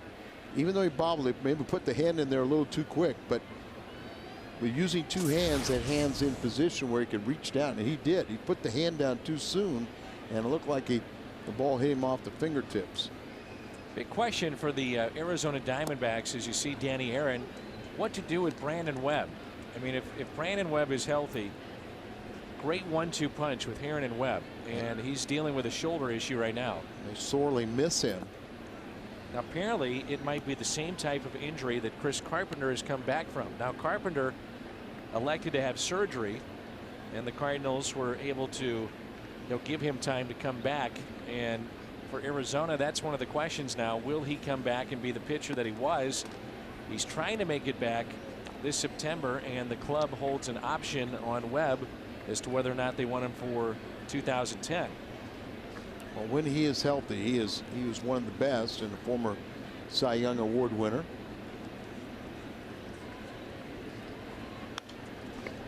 Pitch is popped up and out of play. Only 29 years of age. You got to figure that some team, if the Diamondbacks would say, we're not going to take that risk with the money commitment by picking up the option. Some teams would be out there and say, look, it's paid off before. Look at other guys that have come back from surgeries. We'll be willing to pay you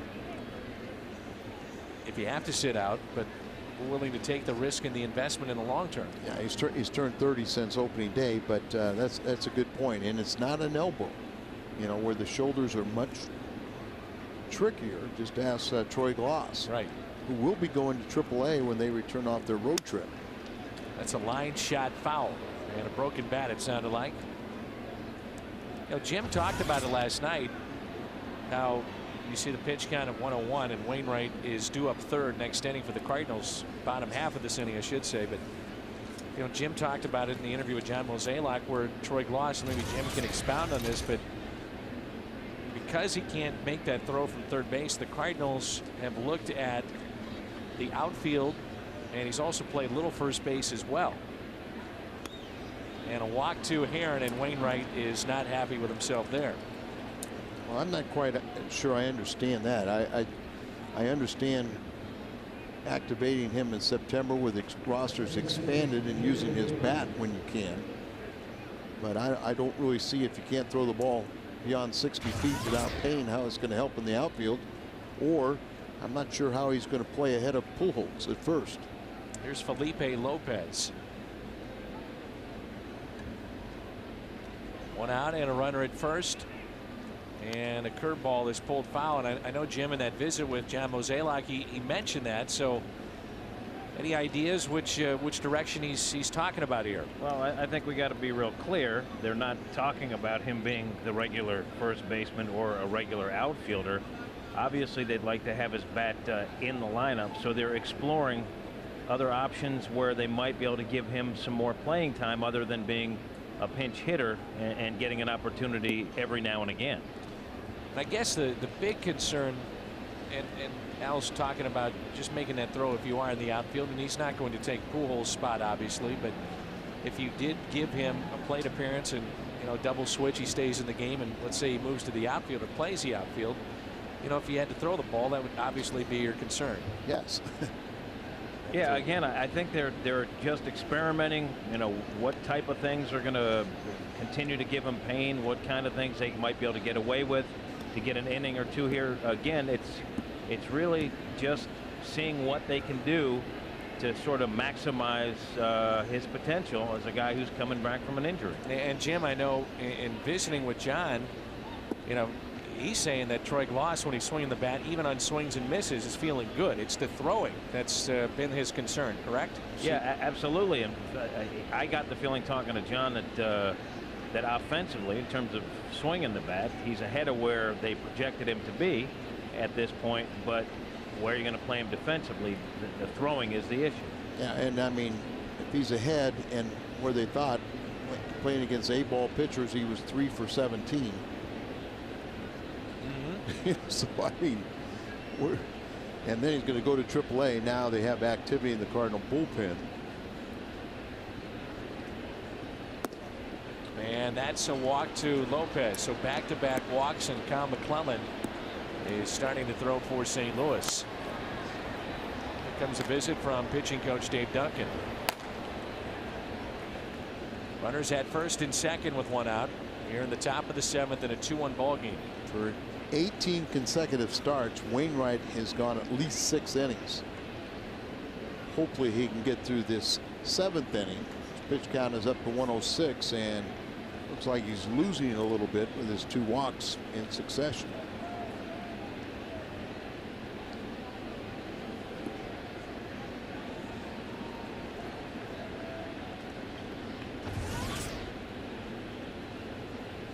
So pitch count 106.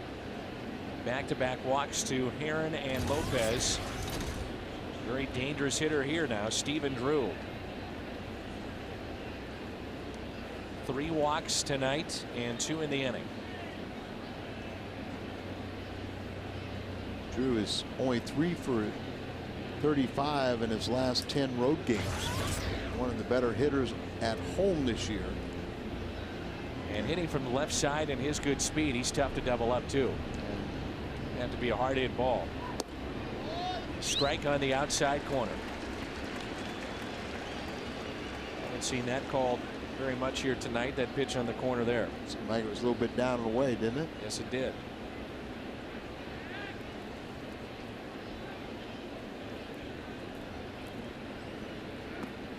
Trying to get him to roll over on a ball and try to pull that outside pitch and hit a nice little ground ball to second base for your double play.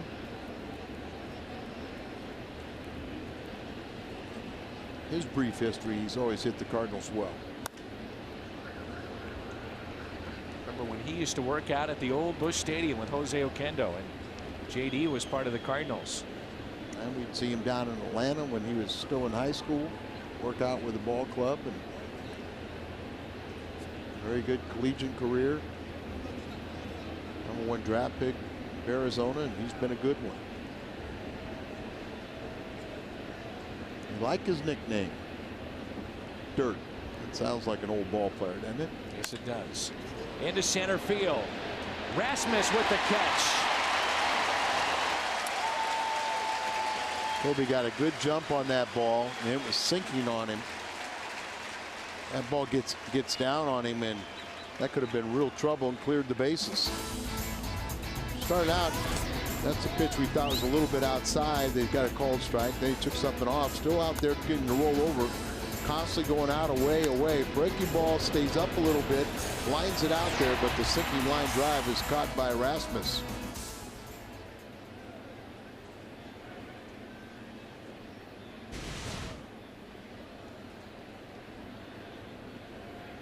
Pitch by pitch brought to you by Chevrolet.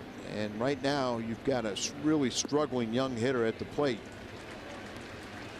3 strikeouts last night, 0 for 4 for Upton. He's already 0 for 3 tonight with another pair of strikeouts looking. And I believe last night we were saying that 3 of his last 4 games, he's struck out 3 or more times. That was coming into tonight.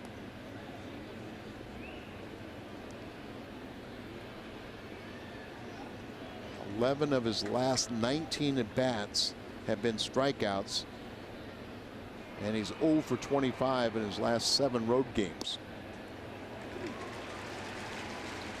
You talk about an all-star, but he's lost. And Kirk Gibson might just take him in the back and shake some sense into him, right? I like to watching Kirk Gibson play, whether it's football or baseball. Right. Chopper to short. Force play at second. Didn't strike out. Pitch count at 113 tonight for Wainwright.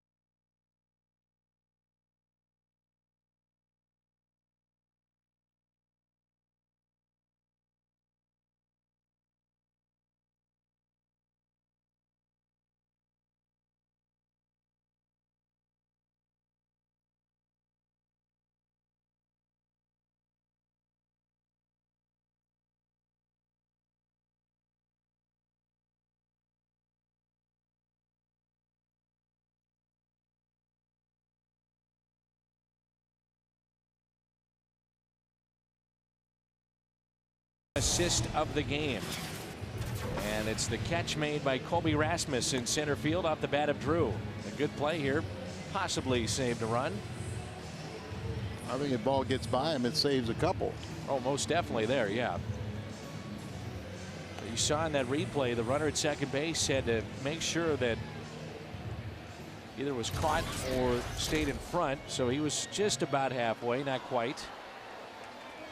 And that's why I say if it bounces and he keeps it in front, then it's going to be a very close play depending on how far the ball would get away at the plate. Danny Herron has set down 11 straight, and in doing so, of those 11, he has struck out 5. 93 pitches on the night. 2-to-1 strike to ball ratio. First pitch to Colby, a strike. Rasmus 0 for 2. He's grounded out to short and struck out.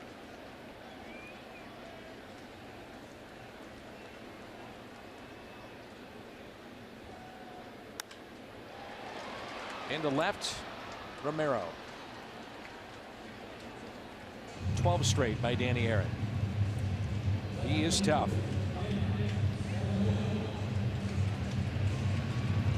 Eighth time in his career for Adam Wainwright with 8+ strikeouts. 6 of them have come since May 26th. Nick Stabanoa 0 for 2 tonight with a strikeout and a flyout. Chris Duncan is on deck, so Wainwright's night is through. His time was called. See if we can't give a lead. Now, Duncan was 1 for 2 in facing Aaron. As we said, very few of the Cardinal hitters have any experience against Danny Herron. Outside for ball 1.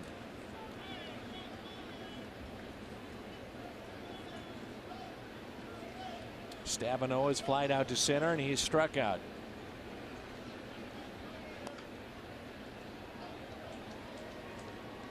That's where Danny Herron is so tough when he finally gets that first strike on you. You're thinking maybe splitter, you're thinking the cutter. That's it, you know. And the one thing too so good about Danny Herron, he's only walked 17 on the season. That's Carpenter like. Chopped to third, Reynolds. And 137 strikeouts. 2 away. This copyrighted telecast is presented by the authority of the St. Louis Cardinals and may not be reproduced or retransmitted in any form. And the accounts and descriptions of this game may not be disseminated without the express written consent of the St. Louis Cardinals. McClellan will pitch the 8th. And that'll be it for Wainwright. Here is Duncan. See if the Cardinals can't get him off the hook.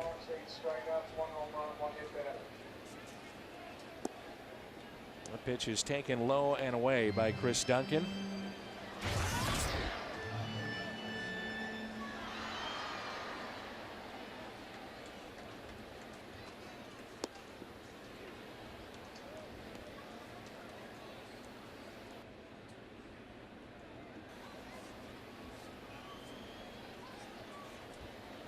Pitch count at 100.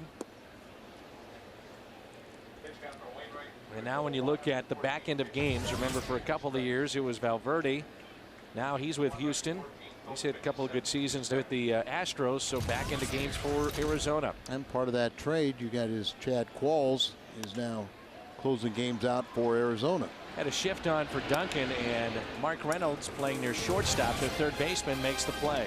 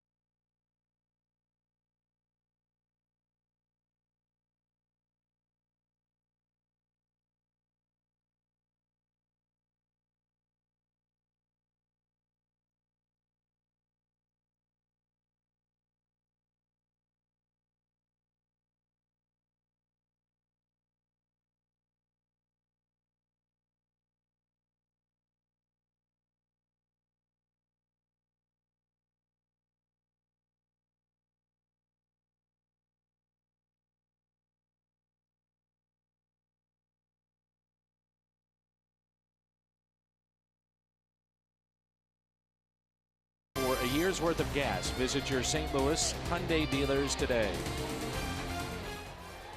Just a gorgeous night, July 18th here in St. Louis. Almost feels like a fall night. Sure does. So spectacular weather, good ball game. And Kyle McClellan is our Chevy call to the bullpen. And the first pitch is taken for a ball. Mark Reynolds is the hitter. Kyle, you see his numbers, 38th appearance. Good ERA. He's really established him as sort of the 7th, 8th inning man. Following up his sophomore season after an outstanding rookie season. St. Louis native. Popped up. Pujols over. And out of room.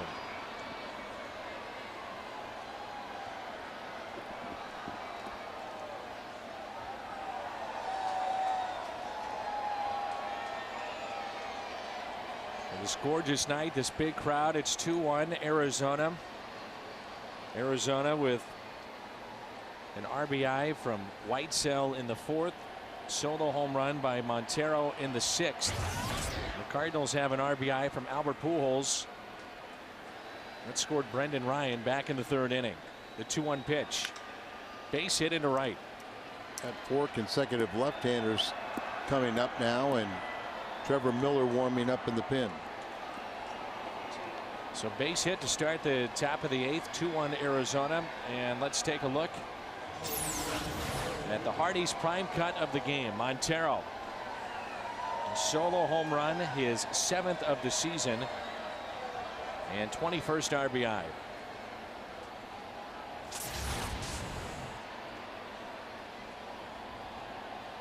As I mentioned, Montero starts 4 consecutive left-handed bats.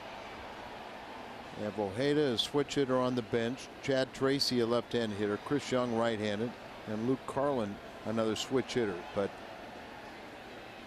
see what Tony elects to do here. One thing about McClellan is he's very good at retiring left-handed batters, so it's not automatic where you have to make a pitching change. But Miller has been unbelievable facing left-handed batters this year. They're only batting .111 against him.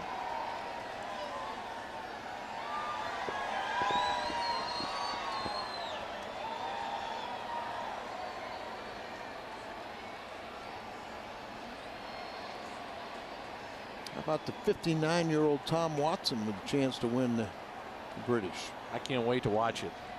Unbelievable. I'll be watching Cardinal baseball, Dan. Well, Watson will be playing in the morning, Al.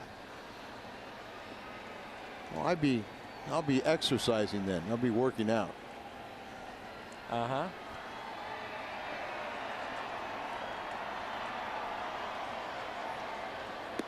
And that pitch is taken up and away. 1-0 the count. It really is a great story. Tiger Woods doesn't make the cut, and here's Tom Watson a chance to win it.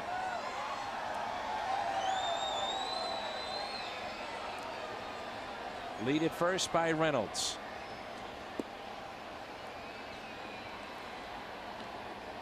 Falling behind, not what Kyle wants to do. That's what happens too with the All-Star break. You get a little rusty. His last outing was July 10th.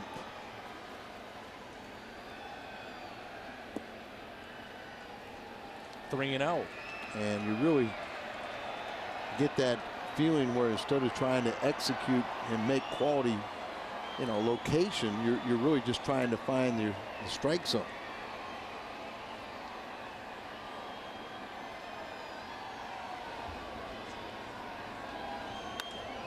Ground ball, and on 3-0, Montero swinging. The first 2 have reached back-to-back singles. 3 hits for Montero. He came in as probably their hottest hitter, and in the series has been doing the job for the Diamondbacks. 3-0, they set up a way. Good piece of hitting as he goes that way. And Tony will go to the bullpen. Rare time that Kyle doesn't retire a hitter. Chevy called to the bullpen. Miller coming in relief. The righty McClellan. 2 on and nobody out.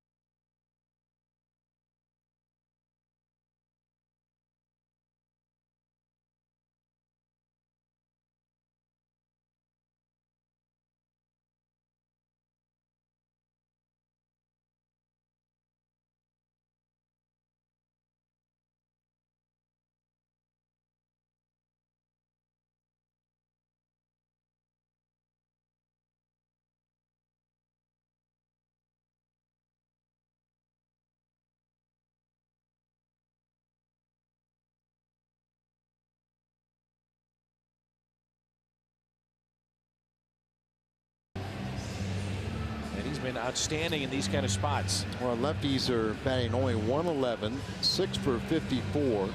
This is his 450th appearance since '03. And he has struck out 7 of the last 12 batters he's faced. Josh Kinney is in the bullpen if needed. Yeah, you got 3 left-handers and then the pitcher spot. So hopefully he'll find a way to wiggle out of this situation and keep this a 2-1 game. Runners had first and second. Parra will square here. And then swing and a strike. And you had the defense where Brendan Ryan was trying to keep the runner close at second base, almost standing at the bag when the pitch was being thrown. DeRosa in, so the whole left side of the infield was open, and that's why he swung away shooting for that spot.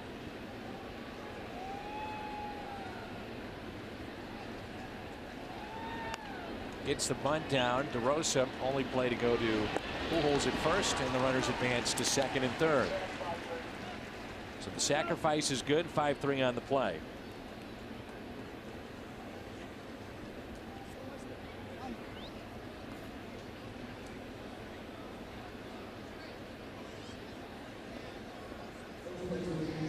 Remember I said how Trevor has really been striking out left-handed batters. And so the Cardinals are in a very good spot to keep this just a 1-run down. But it'll be terrific pitching by Miller to do so.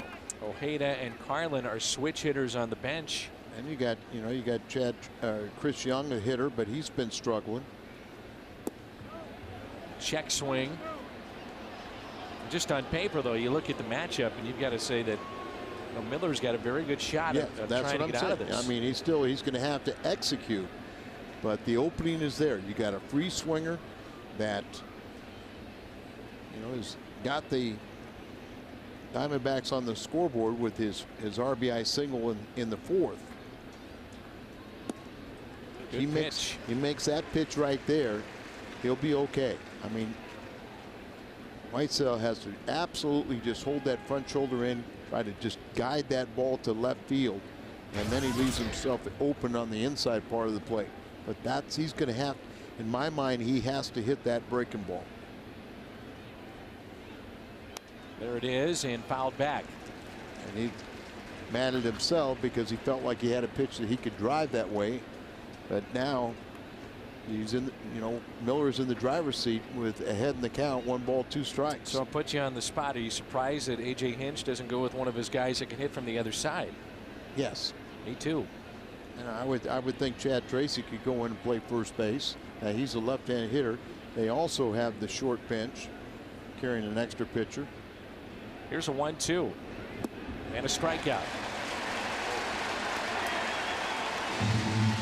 Released Tony Clark, so I mean, going much younger, so here's would have been a key time for the veteran switch hitter who's an outstanding pinch hitter to hit. But in fairness, this organization right now needs to play their younger players. Now they will pinch hit. Looks like Chris Young,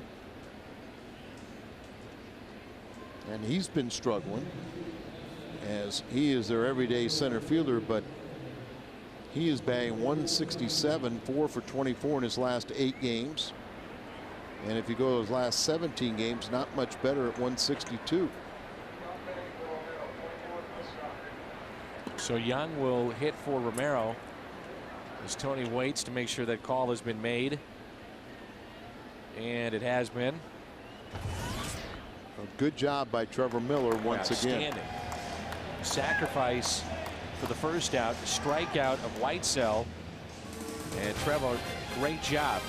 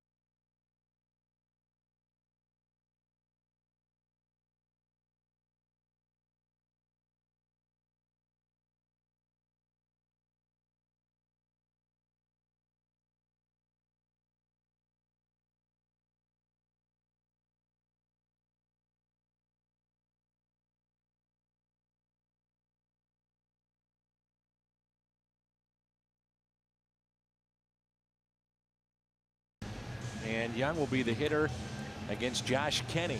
A gorgeous night here at the ballpark. I would wonder if Tony La Russa would think about this as Josh Kenny comes into the ball game. And Kenny, this will be his 13th appearance. But you've got Young hitting for Romero here. And then Dan Heron's spot is up. Now, if you're on the other side with the Diamondbacks, bases loaded, you pinch hit for Dan Heron. I mean, I think you knock essentially Tony La Russa by doing that would knock Danny Heron out of the game, and you get a chance at their bullpen. And to me, that is a very logical question because they're already showing Chad Tracy at the on-deck circle. Now they can always pull him back, but the thing is, you as a relief pitcher always talk about the first batter you face. When you got men on base, the first batter you face is the key at bat. If he gets a base hit here, they already have a 1-run lead with Heron going. It could be 2 runs, and they're going to do it. Yep, they're going to do it right here to automatically get Danny Heron out, or make Hinch, either bat or it's either way. Kenny has to get the first batter he faces out. If he he's putting on a batting helmet. So I agree with this strategy very much so. See, but the pressure's on Hinch, to make the decision. By showing what he was going to do with a pinch hitter, you're tipping your hand. But now here comes Heron, and it's a little gamesmanship going back and forth here. Tony wasn't going to be fooled by who was on the on-deck circle. No question. But it was going to be tough. And you're talking about the bullpen for Arizona, and the 8th inning has been their killer. So here you intentionally pass. You bring up Dan Heron. If he gets the base hit, it's so be it. And Hinch was in a no-win situation, and I agree with what he's doing too. You either go for the big blow, or you sit there and say Danny Heron can give me one more inning, shut him down, and then I turn it over to my closer, and I can live with the result. Yep. But I agree with you in that. Danny Heron's my guy for the 8th inning. Let's get through the 8th, and then we'll worry about the 9th when we get there. But let's try to squeeze one more inning out of Danny Heron. You got to retire the first batter. Now, I mean, when you walk a man, Heron is your first batter. So that's the key. Reliever coming in with men on base. Everything is academic after the first batter. You either did your job with the first batter or you don't. 1-0 pitch. And it's 2 balls and no strikes. Now Heron has struck out tonight. He's grounded out to short and walked in the 7th.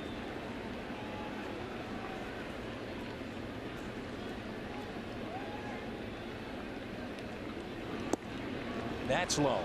He's going to take 2 pitches at least. Oh, you're absolutely right. And the tough thing is,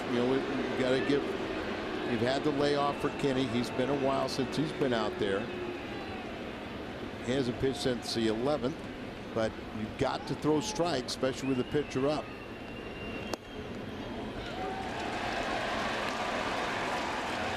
And Josh Kenny hasn't been the automatic guy that we saw in 06. Missed 300 games with his elbow issues, and started the season with the club.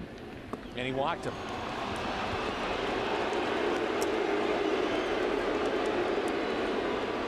And Tony's thinking, by walking the bases loaded, is that your pitcher is going to throw strikes. Yeah, no, I mean, it's you get down to it, it's the execution of the players. You can make all the right decisions, but how the player executes, you're going to determine whether it's in the public's mind, whether it was right or wrong decision. It was the right decision, just didn't get the result by Kenny walking.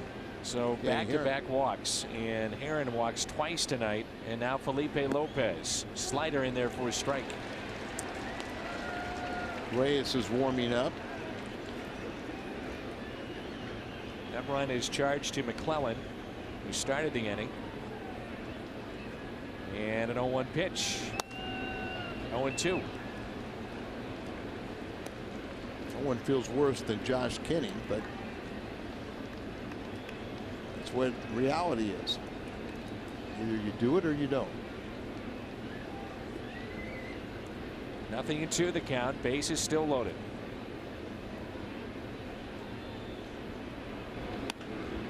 And Pujols has got it. A race to the bag, and he beats him. The bases loaded walk and a 2-run lead. It's 3-1.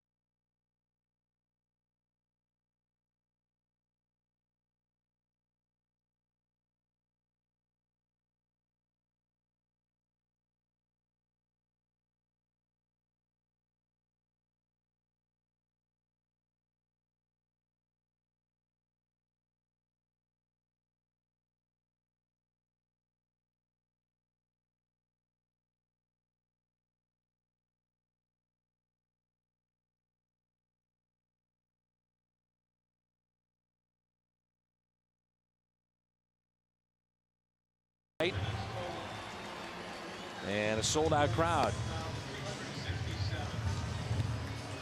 So Danny Herron back to work for Arizona. 14 straight he has set down. 102 pitches here tonight. 7 innings, 4 hits, 1 run. He's walked 1 and struck out 8. And he is not disappointed, has he, Al? No, not at all. He's retired at 14 consecutive. Gotten stronger as we've gone along, but okay, Tony's strategy was correct, but it backfired with the bases loaded walk. Let's see if Hinch's strategy was correct by leaving in his ace and not trying to pad it or get the big blow and give him a real comfortable cushion. But the way Herron has pitched, 2-run lead is an awful lot. That's a big obstacle. And the first pitch is a strike. Now there are different ways you can look at that inning as well. You know, do you want a particular pitcher to intentionally walk a hitter, you know, and then bringing in somebody else? There's a lot of ways you can look at that and how it's played from a manager's mind and the manager's point of view. I'm one that does not to like to bring a reliever in and then the first thing he does is something negative and issue the walk. But and that's what in that case, Josh Kinney kind of had to do it to kind of force the hand. And there's Mel Stottlemyre Jr. He's the pitching coach. And you know, you kind of had to do that to force the hand of Arizona. So it's not something you like to do to your starter or your reliever, but it was necessary in this fashion. Last 16 1/3 innings for Danny Herron. He's given up 8 hits. Struck out 10 in his last start. Tonight he has struck out 8, the 2-0. And rarely, if ever, have we seen Danny Herron shake off his catcher here tonight. Those two have been in sync. Yeah, I think that's what you got to take from that. Not that he's afraid to, it's just they are in sync and put down the right call. Right, whatever Danny was thinking he wanted to throw, his catcher accentuated it by calling that pitch. Skip telling me that these two were roommates together at AA in the Cardinals minor league system for a year.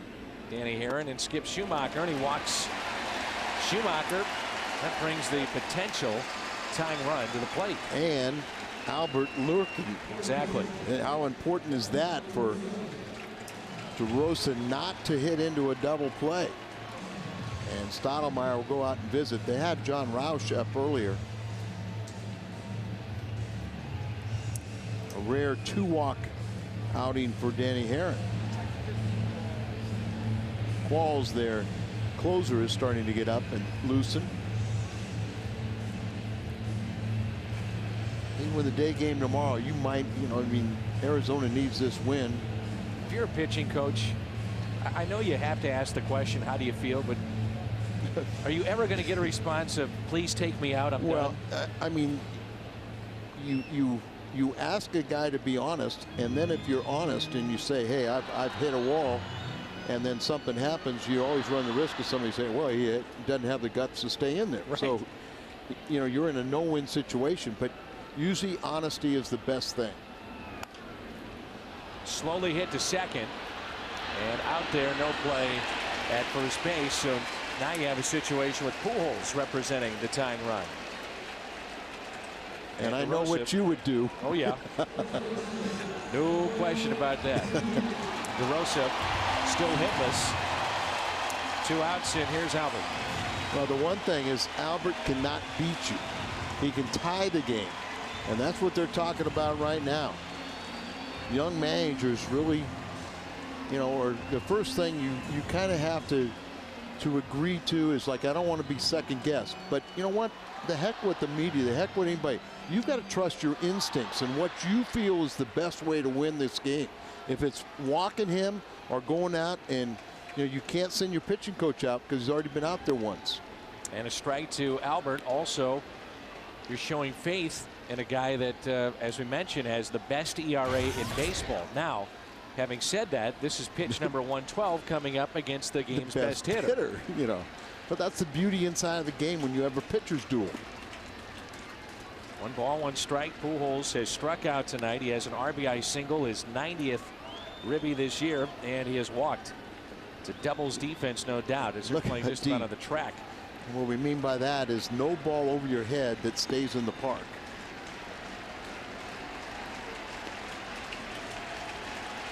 Also, if you're the base runner, you look at that and know if there's a deep fly ball that you should be able to tag up and get yourself in scoring position. Crowd comes alive here at Busch Stadium. First base runner in quite some time for the Cardinals was Schumacher.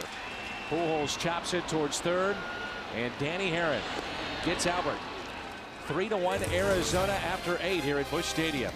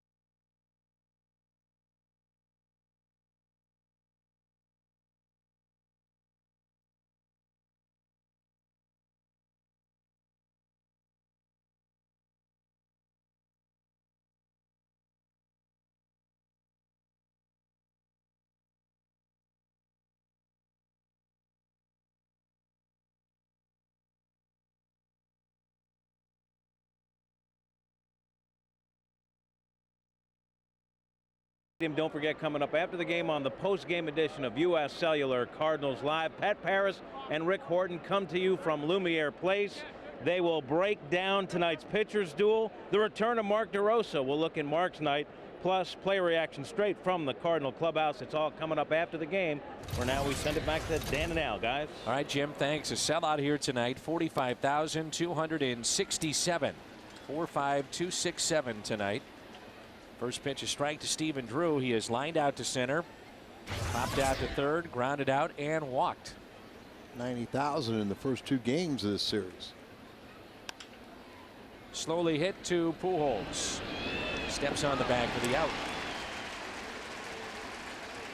Cardinals have Ludwig, Molina, and Rasmus coming up. Interesting to see that when Danny Herron walked off as we were going to break from the mound to the dugout, Wally Bell and Herron had a little conversation. Well, it looked like Wally kind of interceded and stopped his movement and wanted to discuss maybe Herron's mannerisms or something. But the one thing he did is after he told him what he did, and they had a little nice discussion, he patted him on the shoulder, and that's the way you handle things professionally. And that's taken a little bit low. I wonder if this goes all the way back earlier to the Pujols pitch that wound up being a walk, and Herron was confused on the play. We were confused. Pujols got to first, was trying to explain himself. That slowly hit, and no play. Base hit for Justin Upton. He's got speed, and that'll get you out of slumps. And just kind of that do or die play for Brendan, and couldn't make the exchange, and so infield single. Gets jammed, so a good pitch, but doesn't get rewarded. He's got good speed, like you said. So Brendan felt the only thing he could do was catch that ball barehanded and throw.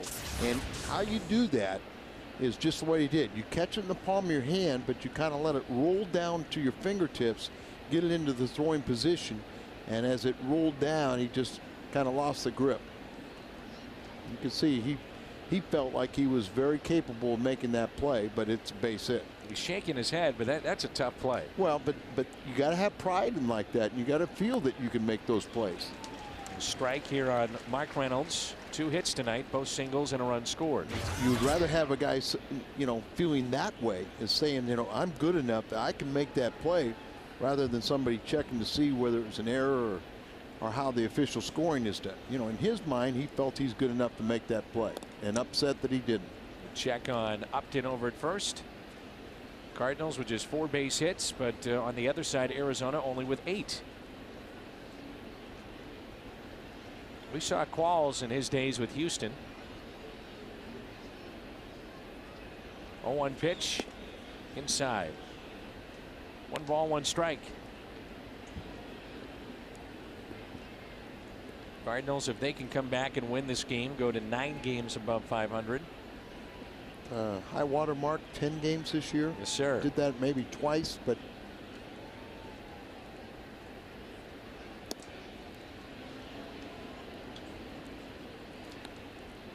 Kenny, as we have seen before, when he's right, he's got that swing and miss pitch, that slider. But also with a guy like Reynolds, who does swing and miss, he is taking better at bats, as you've noted the last couple of nights. That slider, you put it on the outside portion of the plate to get him to reach and get a ground ball. Well, they start Upton. There's a broken bat. Hit out to left and dropping in for a base hit. Stavanoa couldn't get there. Upton stops at second. 2 on with 1 out. Well, both hits this inning have been off of pretty good pitches. He jammed Young, got the little number, and here another broken bat as he jams him, and a little fly ball well placed. Stavanoa thought about diving for it, but you're already trailing by 2. You can't afford that ball not to be caught. They bring in Reyes. So that'll be it for Josh Kenny. 3-1 Arizona here in the 9th.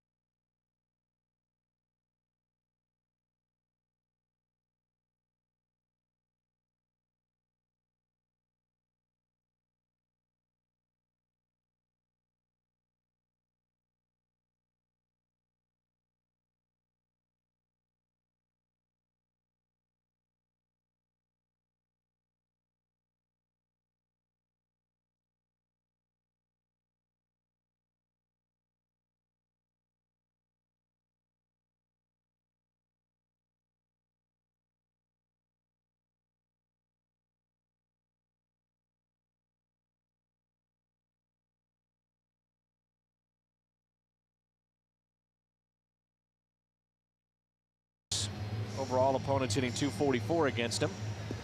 ERA of 4.15. Well, he leads the ball club with his 43 appearances now, but he hasn't pitched in 10 days.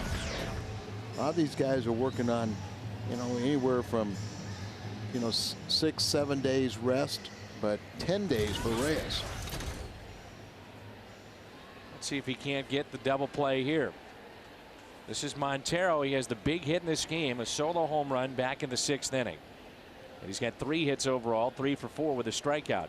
Lefties are batting .216 off of Reyes. DeRosa at third is even with the bag. Outfield is straight away. Montero's home run was down the right field line and off the foul pole against Wainwright in the 6th. Another solid outing by Adam. That's it out of play. There's noting the 18th consecutive time that Adam Wainwright's got at least 6 innings. He went 7 here tonight. Over the course of a long season, that is so important to have a guy that piles up those innings. Especially when you got, you've got the Carpenter do that. You got Wainwright will do that. Loesch, you think of him at least 6 innings. Pinheiro, and he's got that sinker working. He's going to go deep. And a throw to third, safe. That's heads up by Upton, because I don't believe that Reyes even checked on him out at second base all that much. Probably did not check on him. He's got that great speed. Tough play for DeRosa because he's watching the play and backpedaling. You see, he didn't look at him back. Molina has a good look at it, so he's ready to throw. And DeRosa kind of backpedaling like that, and you've got to watch the play if he swings and then tag. But so first and third, count of 2 balls and 2 strikes. Cardinal, in the month of July, Cardinal starters have the best ERA in the National League, and the bullpen ERA is about half what the starters are. They're down in the 1s. A 2-2, and he's got a pickoff. Pujols looking back, that runner, and it hits the man at second base. Throw to the plate, and he got him. The tag is there, and a strike from Skip Schumacher to home plate. That's that arm strength that Schumacher, an outfielder's arm, playing second base, and it come into play right there. Tough break for Albert. I mean, he reads it perfectly as Reyes picks him off, but the throw hits him right in the back. Schumacher recovers. He throws home. Molina right there. They try to slide around the tag, and there's the key, the strike right there. So, see, trying to go around the tag, and he got him right underneath the armpit. And that is a fair ball. So a run will score after the steal by Reynolds, and he'll score to make it 4-1. And it's a double and a big night for Montero as he picks up his 2nd RBI. It's 4-1 Arizona.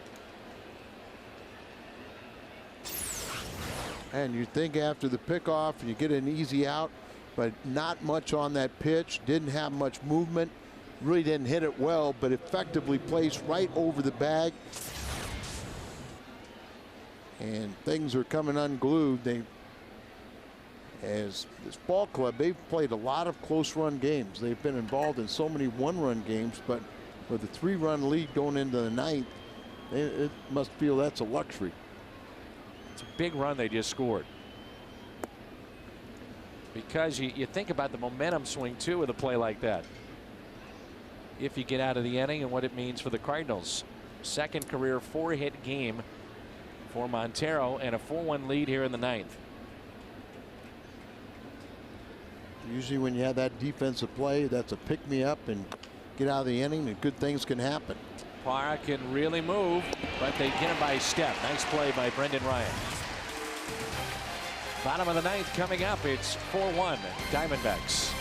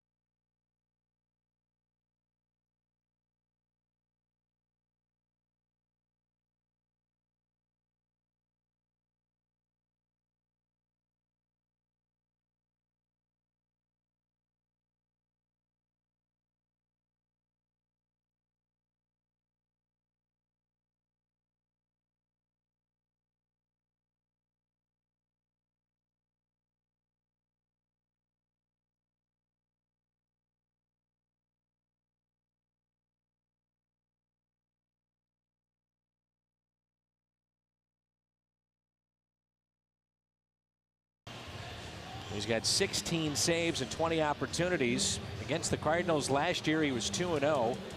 And overall in his career, he's 8-2 against St. Louis with an ERA that's under 3 and over 30 appearances. Of course, we saw him a bunch with Houston.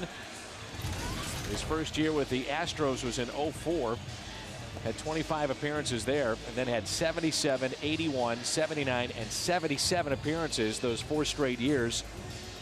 And he came into this season active leader in appearances over that stretch from 05 to now.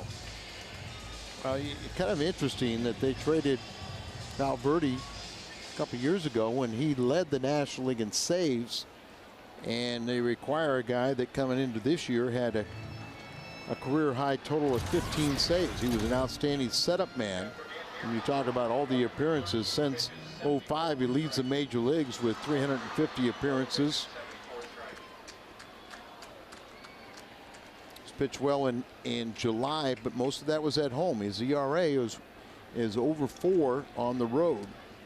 Ludwig has seen 4 at-bats against Qualls and 1 base hit. 1 for 4. So Ludwig leads it off here in the bottom of the 9th. Molina on deck, and then Colby Rasmus. If you're wondering, Molina 2 for 5, and Colby is 0 for 1 against this right-hander. Here's the 0-1 pitch. See if the layoff has affected Qualls in his control. Where their bullpen in Houston was terrific in those years that they made it to postseason play and had those battles with St. Louis.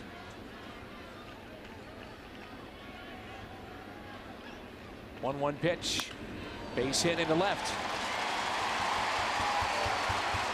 And again, that's why that run, the 2 outs by Montero in the 4-hit game, is so big. Instead of having the tying run come to the plate, need to generate a lot of offense here in the final frame. All right, so Ludwig, he's 2 for 4 in the night, and rocks back, gets to a set position, ball down low, gets a good whack at it. It's the Cardinals' first base hit since the 3rd inning. Well, that's how effective Danny Herron was. 8 innings, 4 hits, 1 run that was earned, 2 walks. That's uncharacteristic, and 8 strikeouts, which is more like it. Here's Yadier Molina. Ludwig is running. Hit and run, trying to generate something here. Second time this evening that the Cardinals have had a hit and run. First time was successful.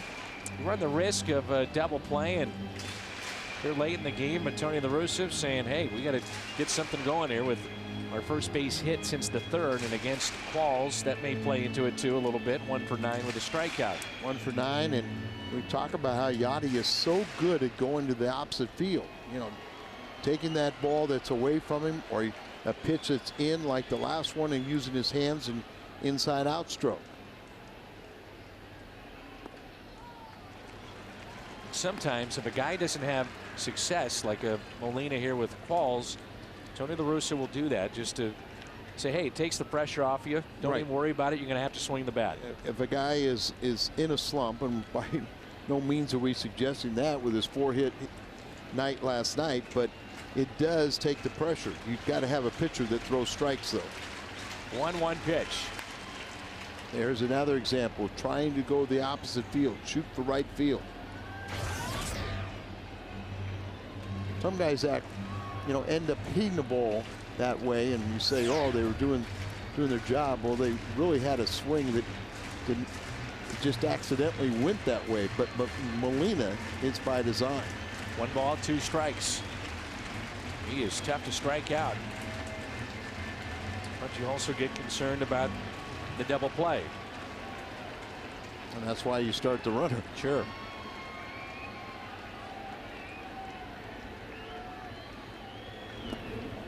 Two and 2. Colby on deck.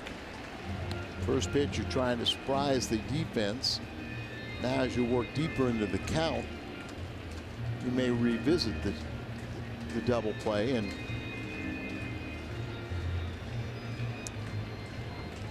big gap in left center field.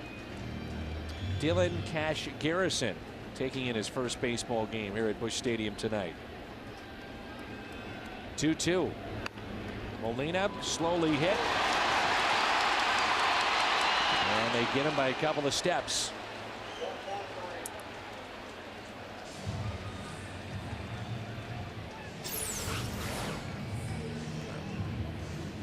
Jams in there, trying to inside out. Ball's got a little piece of it, slow it down. That gave it a chance, but Lopez comes in, barehands it, and throws him out. Stays out of the double play. Left-handed batters are batting over 300 against Qualls.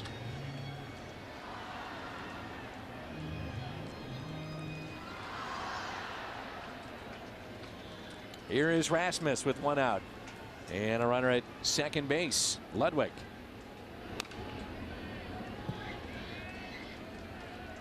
Take a look at our player of the game. Dan Herron, presented by Budweiser. 8 innings, 4 hits, a run that was earned, walked 2, and struck out 8. At one point, he set down 14 straight.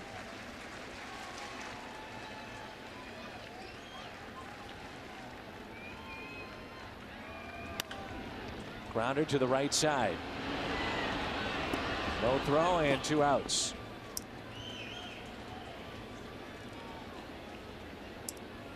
The final hope for the Cardinals, Nick Stavinoa. Will he be pulled back here? Well, like I said, left-handed batters are hitting over 300, so Tony will use Thurston to pinch hit here.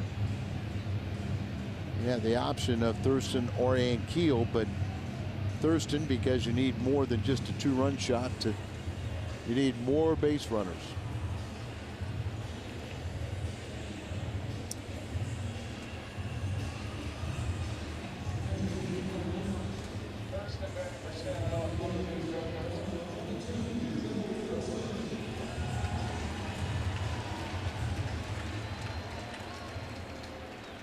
Diamondbacks an out away from taking game 2 of this series and setting up the rubber game tomorrow afternoon.